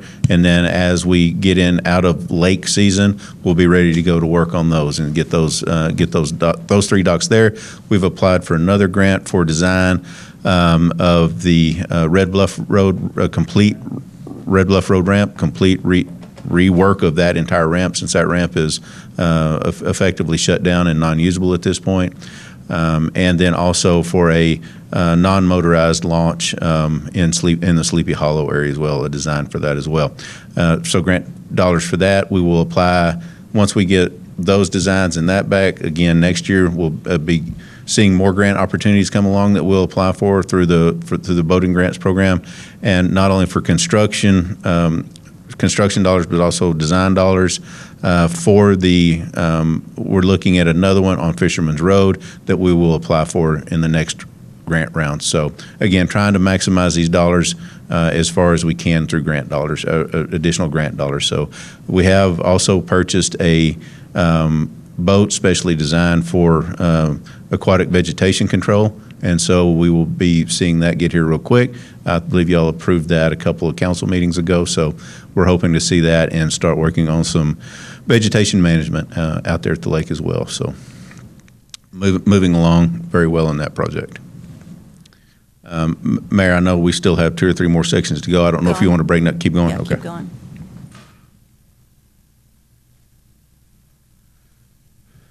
This for the vehicle maintenance shop, looking at expansion of the city's fuel infrastructure and upgrading the our fuel sites, not only one here in town, but also out at the airport, our location out at the airport. Those are starting to get dated. Those sites are dated. Some of the infrastructure is dated. And also we are seeing,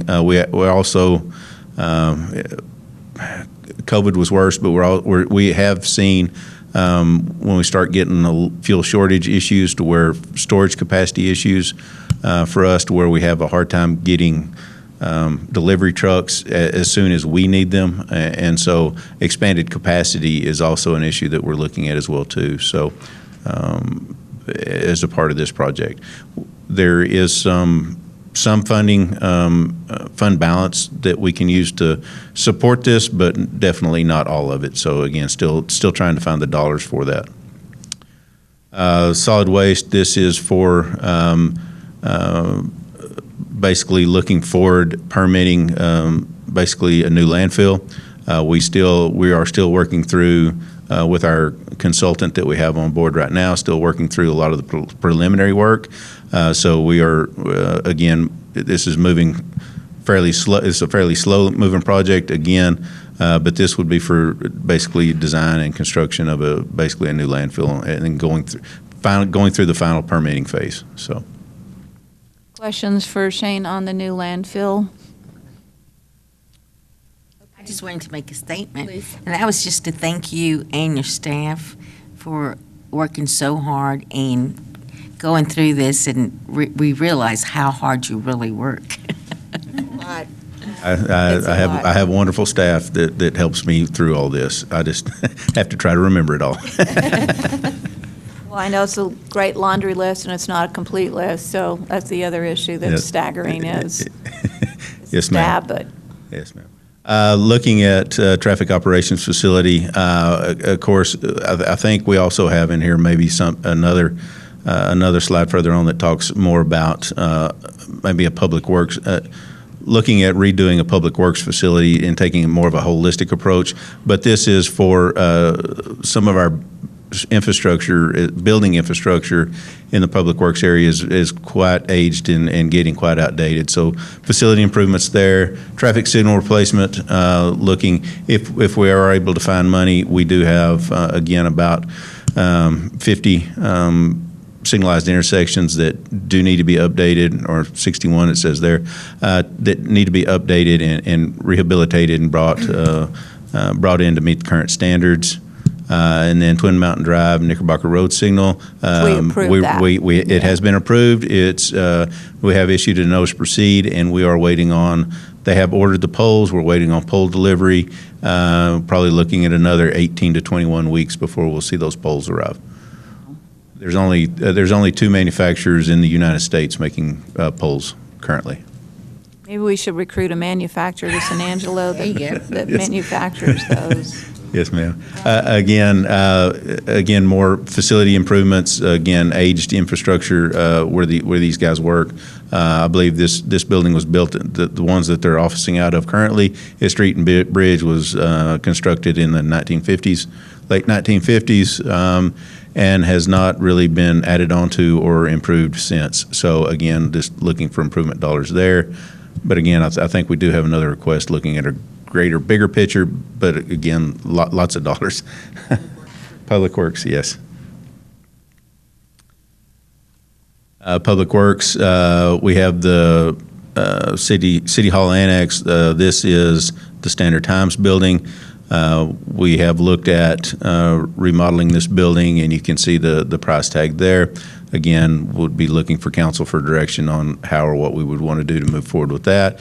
And then a Public Works facility, this is the one where we would look at kind of doing a revamp of the Public Works area as a whole, looking at all the facilities out there on St. Anne Street, not only from the vehicle maintenance side, traffic, street and bridge, stormwater, water utilities, utility maintenance, looking at all those facilities out there that are, again, getting quite aged and needing some definite work, and trying to create a new facility for all of those folks to work out of.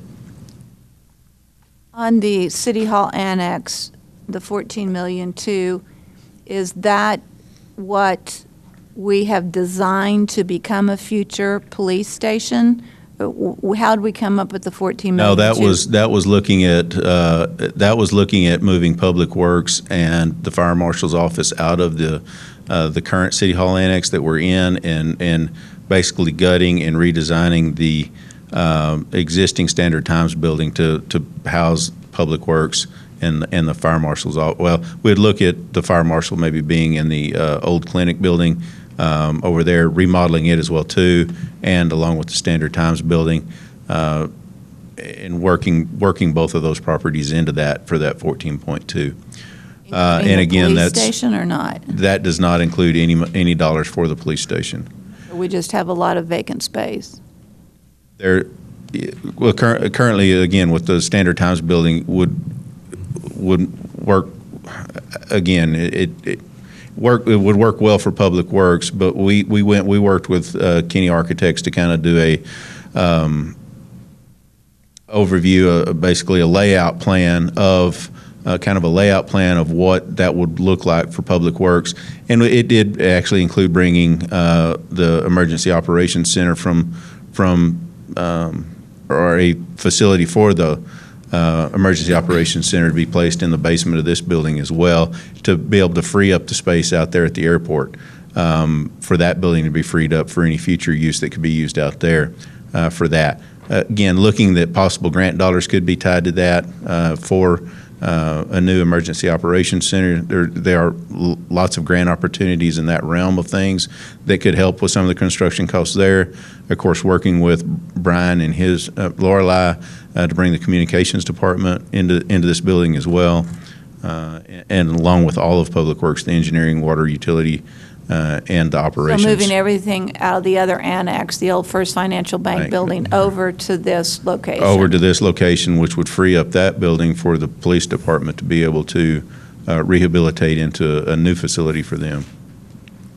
Mayor, there was discussion as far as the looking at the possibility of the Standard Times building for the police station, but I know the guys, the chiefs did an evaluation, looked at the space that was available, even the parking for the police vehicles and all the equipment that they currently have, and it just wasn't big enough. Even close to as big enough as what they need at this point. So that's why it just reverted back to discussing it as a public works building. So we'll have a number later on about the police station. Well, the police station itself will be, we're still looking at the City Hall Annex. Once everyone moves from the City Hall Annex into the Standard Times building, the City Hall Annex, where it is right now, will be the area that we're discussing for the police department, and the costs associated with that will be discussed later on. So, Not today, but later on, meaning not today, or yes, today, we'll see it. right now, I know the chiefs have maybe what they would be a kind of really a guesstimate, because we really haven't done anything, the studies necessary to determine what exactly it's going to cost for the police department to move into that building. So right now, really all we would have would be more of a forecasted guess, really, to kind of give us an indication of what the cost may be. So it's twofold, as you can tell, of course. We have the public works moving in, and then police department looking at the City Hall Annex. So that's two totally different costs. This is only for public works and the individuals that will move into the Standard Times building. All right, keep going. Public Operations, Public Works, okay. If you want a break for lunch, we can come back and do water and sewer, or however you want. Do you want to take a break for lunch? Yeah, let's do it. A presentation. Okay, next up on the water utility side, we have City Hall Annex improvements, 100,000. This is for the elevator. We've done a lot of work on all the systems over there. Most everything is up to new and working in good working condition now. The elevator has reached the end of its useful life and is in need of replacement. We do have quite a few issues with it and have the repairman out quite often, so we have this in there as well. Next up, elevated storage tank. This is for the northeast part of town. As we start seeing that part of town grow, we're starting to have some issues getting enough water and pumping enough water up into that part of town. So currently we're okay, but we're expecting probably in the next 3 to 5 years that we will have to add additional storage up in that area for. That area specifically is what, Shane? Kind of when you start looking at the Pauline area up in the northeast part of town, out 277 Industrial Park. Even kind of back over towards 208, kind of in that corridor segment as you look there. And up towards the rail park? Yes, yes. All that area up in there, we are going to need to look at future expansion up of elevated storage in that area. So the storage you're saying is 11 million, and I think you had quoted somewhere in the range of 10 to 15 million on doing the circle water sewer line around the rail park area. Is that correct? Well, the 3.5 million, I believe, was the last number that we looked at on doing the water main extension in that area, which would create a new loop that would go up through there. Probably another 4 to 5 million for the sewer side of it, for a lift station, to get the sewer from the rail park to the closest collector main that we have in the city there. So And that's not included in that's this? not included in this. This is just elevated storage, and this does not include design either. This is just construction cost right here. So probably looking at another $1.5 million, $2 million on design for the elevated storage. And this number, unfortunately, like a lot of the numbers that we see and we hear, they get outdated really quick. So this number is probably a year old, and so that it may be a little higher than that now. But again, we're still sticking with that number until we actually work through the process and start getting a consultant on board and start looking at the design processes. So Hickory groundwater expansion, I'll go into that a little bit further in my next presentation when we start going through projects. But again, the expansion of the Hickory groundwater system for our water supply needs. nuclear well that also goes with is going on and piping there at the plant. That kind of goes hand in, or it's in the same project as the Hickory, and so we'll talk about that as we get into the next presentation. Water and chemical building and appurtenances. We have, this is, as we're looking into the future and we start looking at the Concho River project that is in the permitting phase right now. Again, I'll talk about that a little bit then, but this will be a project that will go along with that as we move forward, along with the Water Production Control Center and Lab. Those two projects together kind of go hand in hand with the Concho River project. Water Where treatment. are we on getting the permits for the Concho River Water Project? We have, we actually have the discharge permit. We already have that in place. We are working on the bed and banks process now. Hopefully, kind of timeline, hopefully we'll see a draft permit. We're hoping sometime this fall, late summer, early fall, we'll see a draft permit. And then from there, things will start picking up speed a little bit from that point. I know it has been sitting on high center for a couple of years now, but things are starting to move on the bed and banks. So we'll be seeing that come along there. Next, water treatment plant improvements. These also go along with that project as well, the North Concho River project for the $62,402,000. That will be a part of that next phase of the project for the treatment of that water. Also looking, and I'll discuss this a little bit later on in my other presentation as well too, but we'll kind of overlapping some of Did we get a grant this. from the water? We just approved another piece of that last city council meeting, so we have from the Texas Water Fund or something. Oh, Texas Water Development, that was the additional cost of the Hickory Groundwater Expansion Project, that $13 million that we just did. That was part of the existing project that we have now, that we got the $13 million for. So that was this part of the upgrades that we're doing now for the clear well and some of the piping and the work that we're having to do in the Hickory treatment facility there here in town. So Some of this is in that 13 million or none of it? no, this is all over separate. and above This that. this is over and above that. A separate project. So and some of this looking at well, we'll get into that later on. So That doesn't sound good. Oh, we'll get into that later. Sounds like a well, in the other presentation, we'll start talking about some of the longer term things that we need to look at. Is that it or? We'll go back up. Oh, okay, there you are. Now you can go down. Water meter reading AMI system equipment upgrades. We have started this project. We are doing it in multi-years. We remember 3 or 4 months ago, 5 months ago, we came to council, authorized us for $2.7 million this first year to initiate this project. And again, this will be an ongoing project over the next 3 years, upgrading all of our meters and the collector system that goes along with our meters, or meter reading system. Lake Operations Maintenance Facility, the existing facility there, just kind of a revamped old shed and houses and shacks, and definitely way past its useful life. Looking at currently, one of the biggest things we're looking at is trying to find an appropriate place for this facility to rework it. Right there, as you come in off Fisherman's Road, the existing facility's there.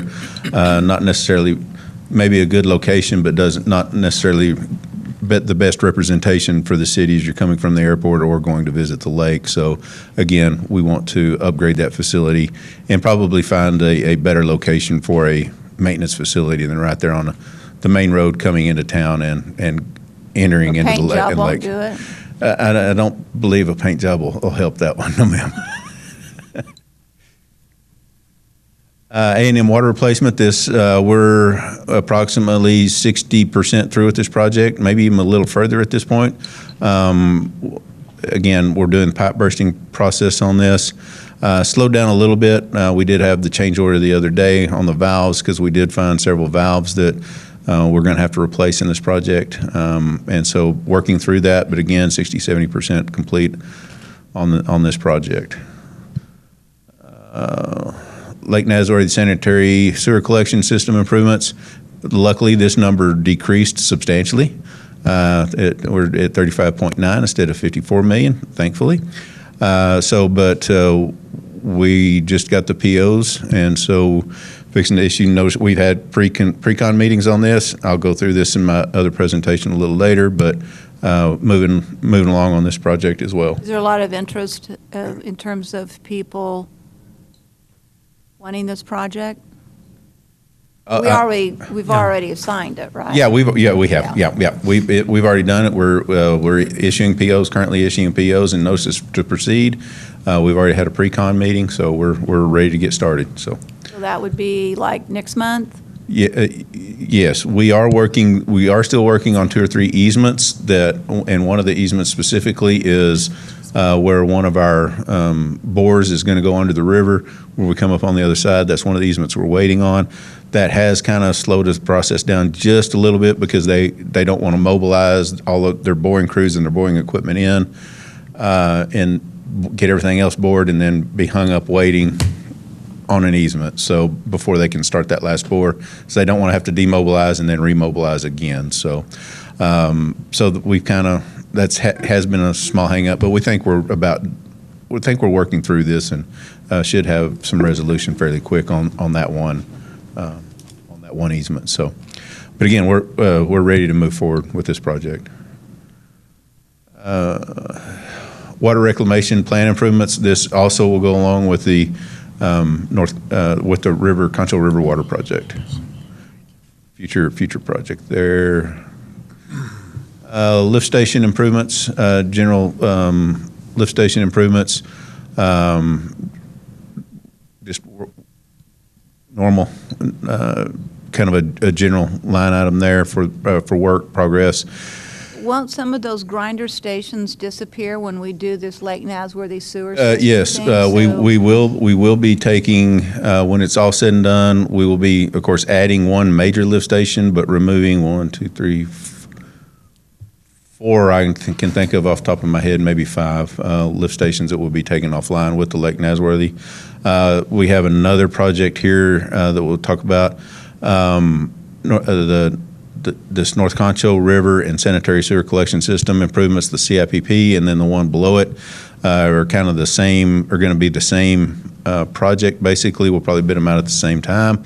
The first one is basically from down there as you Beauregard and Harris, where you cross the river right there, going back north up 14th Street is doing the basically relining the sewer line in that area, a major collector line there, lining that sewer segment there to get some more life out of the existing pipe.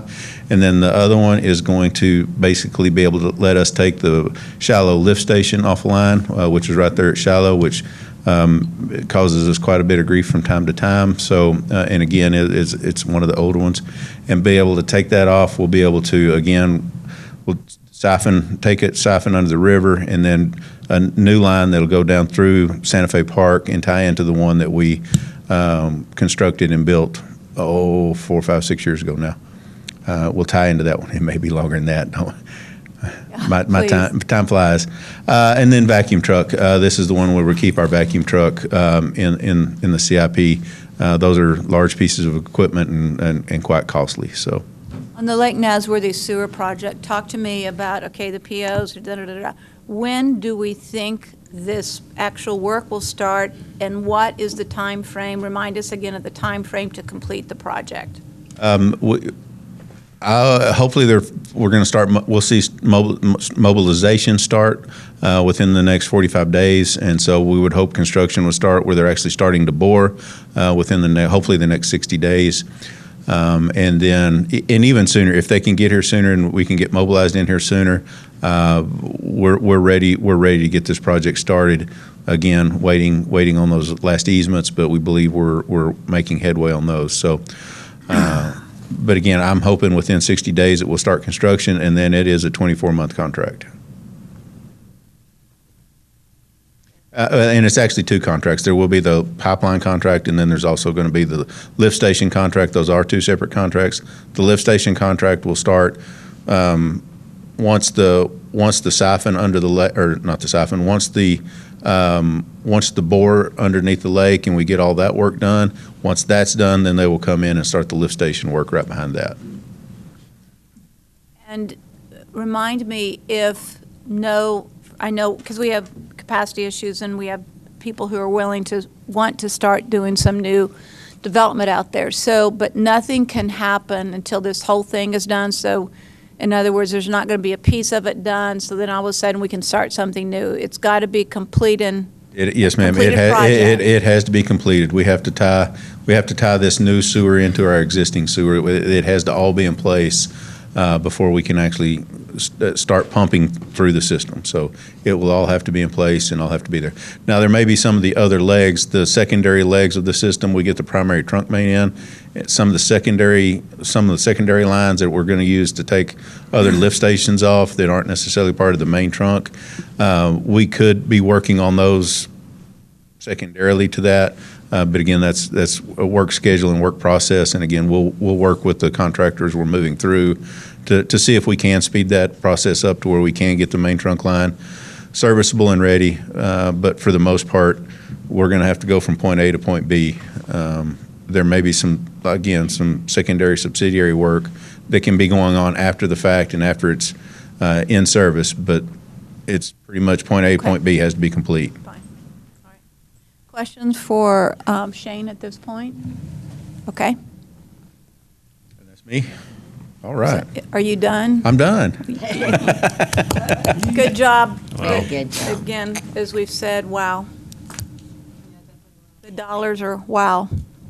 Shane, I don't know if you know the answer to this, but have they already started the testing of the water in residential areas? You know, For the fire stuff? Fire stuff? Yes, on the lead and copper rule revision process that we're going through right now. We're actually 2/3 of the way through the process of actually testing the service lines. We have, I believe we've just started June 5th. We're starting the third leg June 5th of the testing. And so again, we're basically 2/3 of the way through that process. And of course, we do the water sampling kind of separate from that, but right now the main focus is actually the service line, testing the service lines for lead. And of course, the actually testing of the water where we get homeowners to volunteer to basically take the tap samples for us, that's ongoing and will continue to be ongoing forever. Lucy, did you not basically. volunteer your house to be one of the tests? I should have mine. I did, and it's already rigged up in my house, and they came and put it in, and they were gone in an hour or two, and it's I all didn't think I was. in the right zone or something. No, Eligible, please use council member. Well, in my neighborhood, I'm eligible. I'm quite sure in my neighborhood I am so old. checking. Yeah, that's right. I got a free gift card to Outback and everything. Yeah. Oh, my God. Well, Shane, again, thank you. Truly, the numbers are overwhelming, and I know they're not numbers that, quote, have to be done in our next yearly budget. But on the other hand, the cost of doing these projects gets more expensive every year. So the longer it takes us to address these issues, the larger the dollar amount is going to be. So we need to get as creative as we possibly can to do the thing that the citizens expect us to do first and foremost, and that is infrastructure. And that is, from a citizen's perspective, our number one priority is taking care of our streets and water. So, utilities.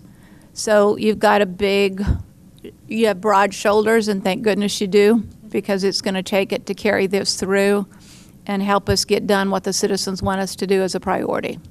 Thank you. Next up, we will go through the police department's requests and the capital improvement plan.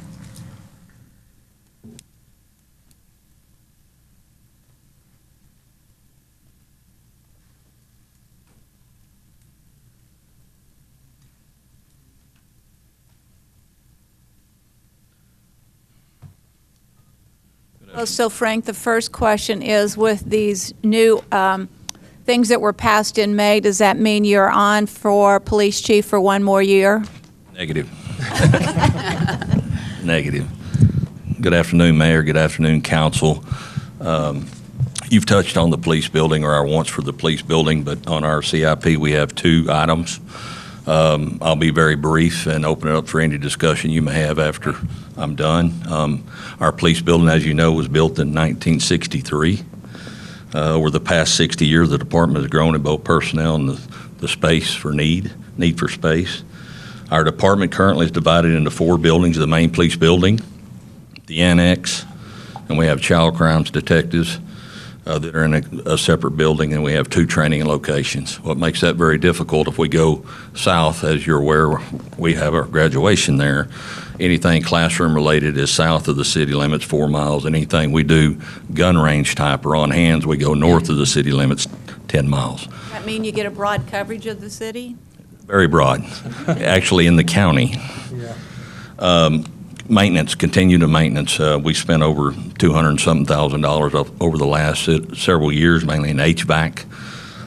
So we are requesting a new police department. I know there's been discussion about the city annex. Huge for me. I really believe this has been an ongoing conversation. I think anyone who's walked through your police station knows that getting a new police station is pretty high on a priority list. I think we need to get one done and appreciate that. Figuring it out.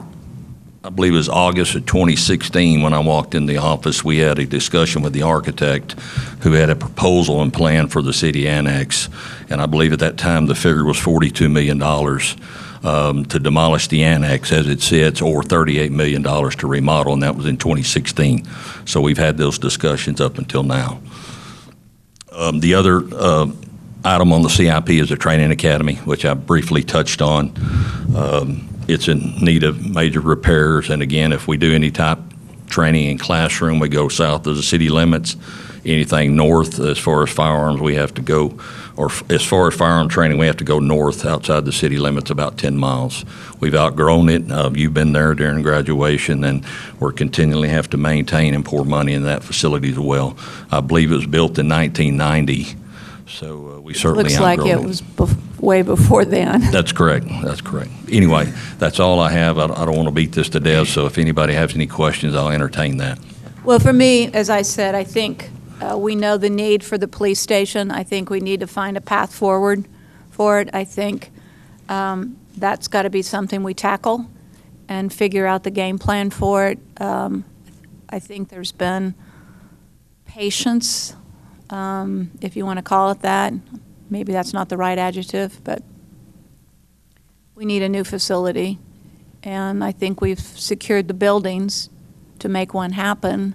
Now we got to figure out the cost of making it happen and getting something moving forward. But I believe strongly in the need for that. Questions? We've heard you. We got it. And I like it simple and straightforward. Notice how Frank had Thank 2 you. items. Next is Fire Department.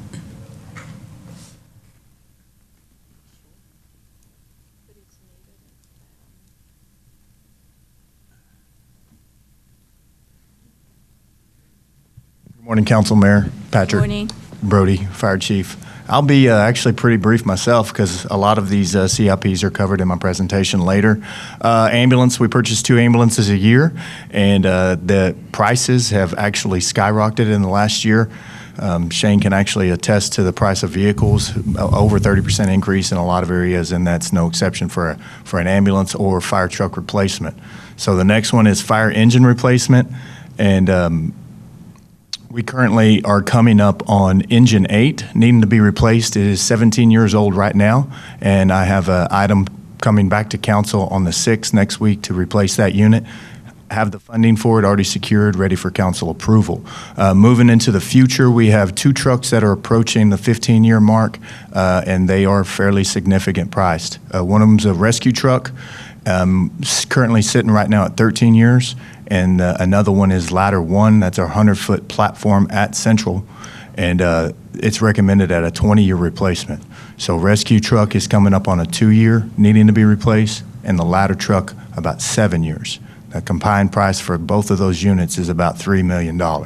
And not to take away from the presentation, but the current allocation that we receive for vehicle replacement is about $250,000 a year. You can do the math. It's going to take a long time to get $3 million at $250 a year. So we need to adjust that. Again, that's in my presentation. Next item is an addition to the training center classroom. We are busting at the seams at that facility. Again, something else in my presentation later. We've got a lot of really exciting things going on in the training academy. We are expanding, and we have a pretty high need for an additional classroom so we can have our paramedic program and a paramedic lab facility. Because we already own the property, it wouldn't be near as big of an expense if we were having to search for property or search for actual architectural plans. And the last one is for the future land for fire stations. Immediate need, fire station number 9, also discussed later in my presentation, on the south sector of San Angelo. Long-term, probably about 10-year plan, there's a need for a fire station on the east side of town. As the city expands south and expands east, we'll need to provide coverage for that. So that's it. If y'all have any other questions for me. Any questions or comments from anybody? Thank you very much.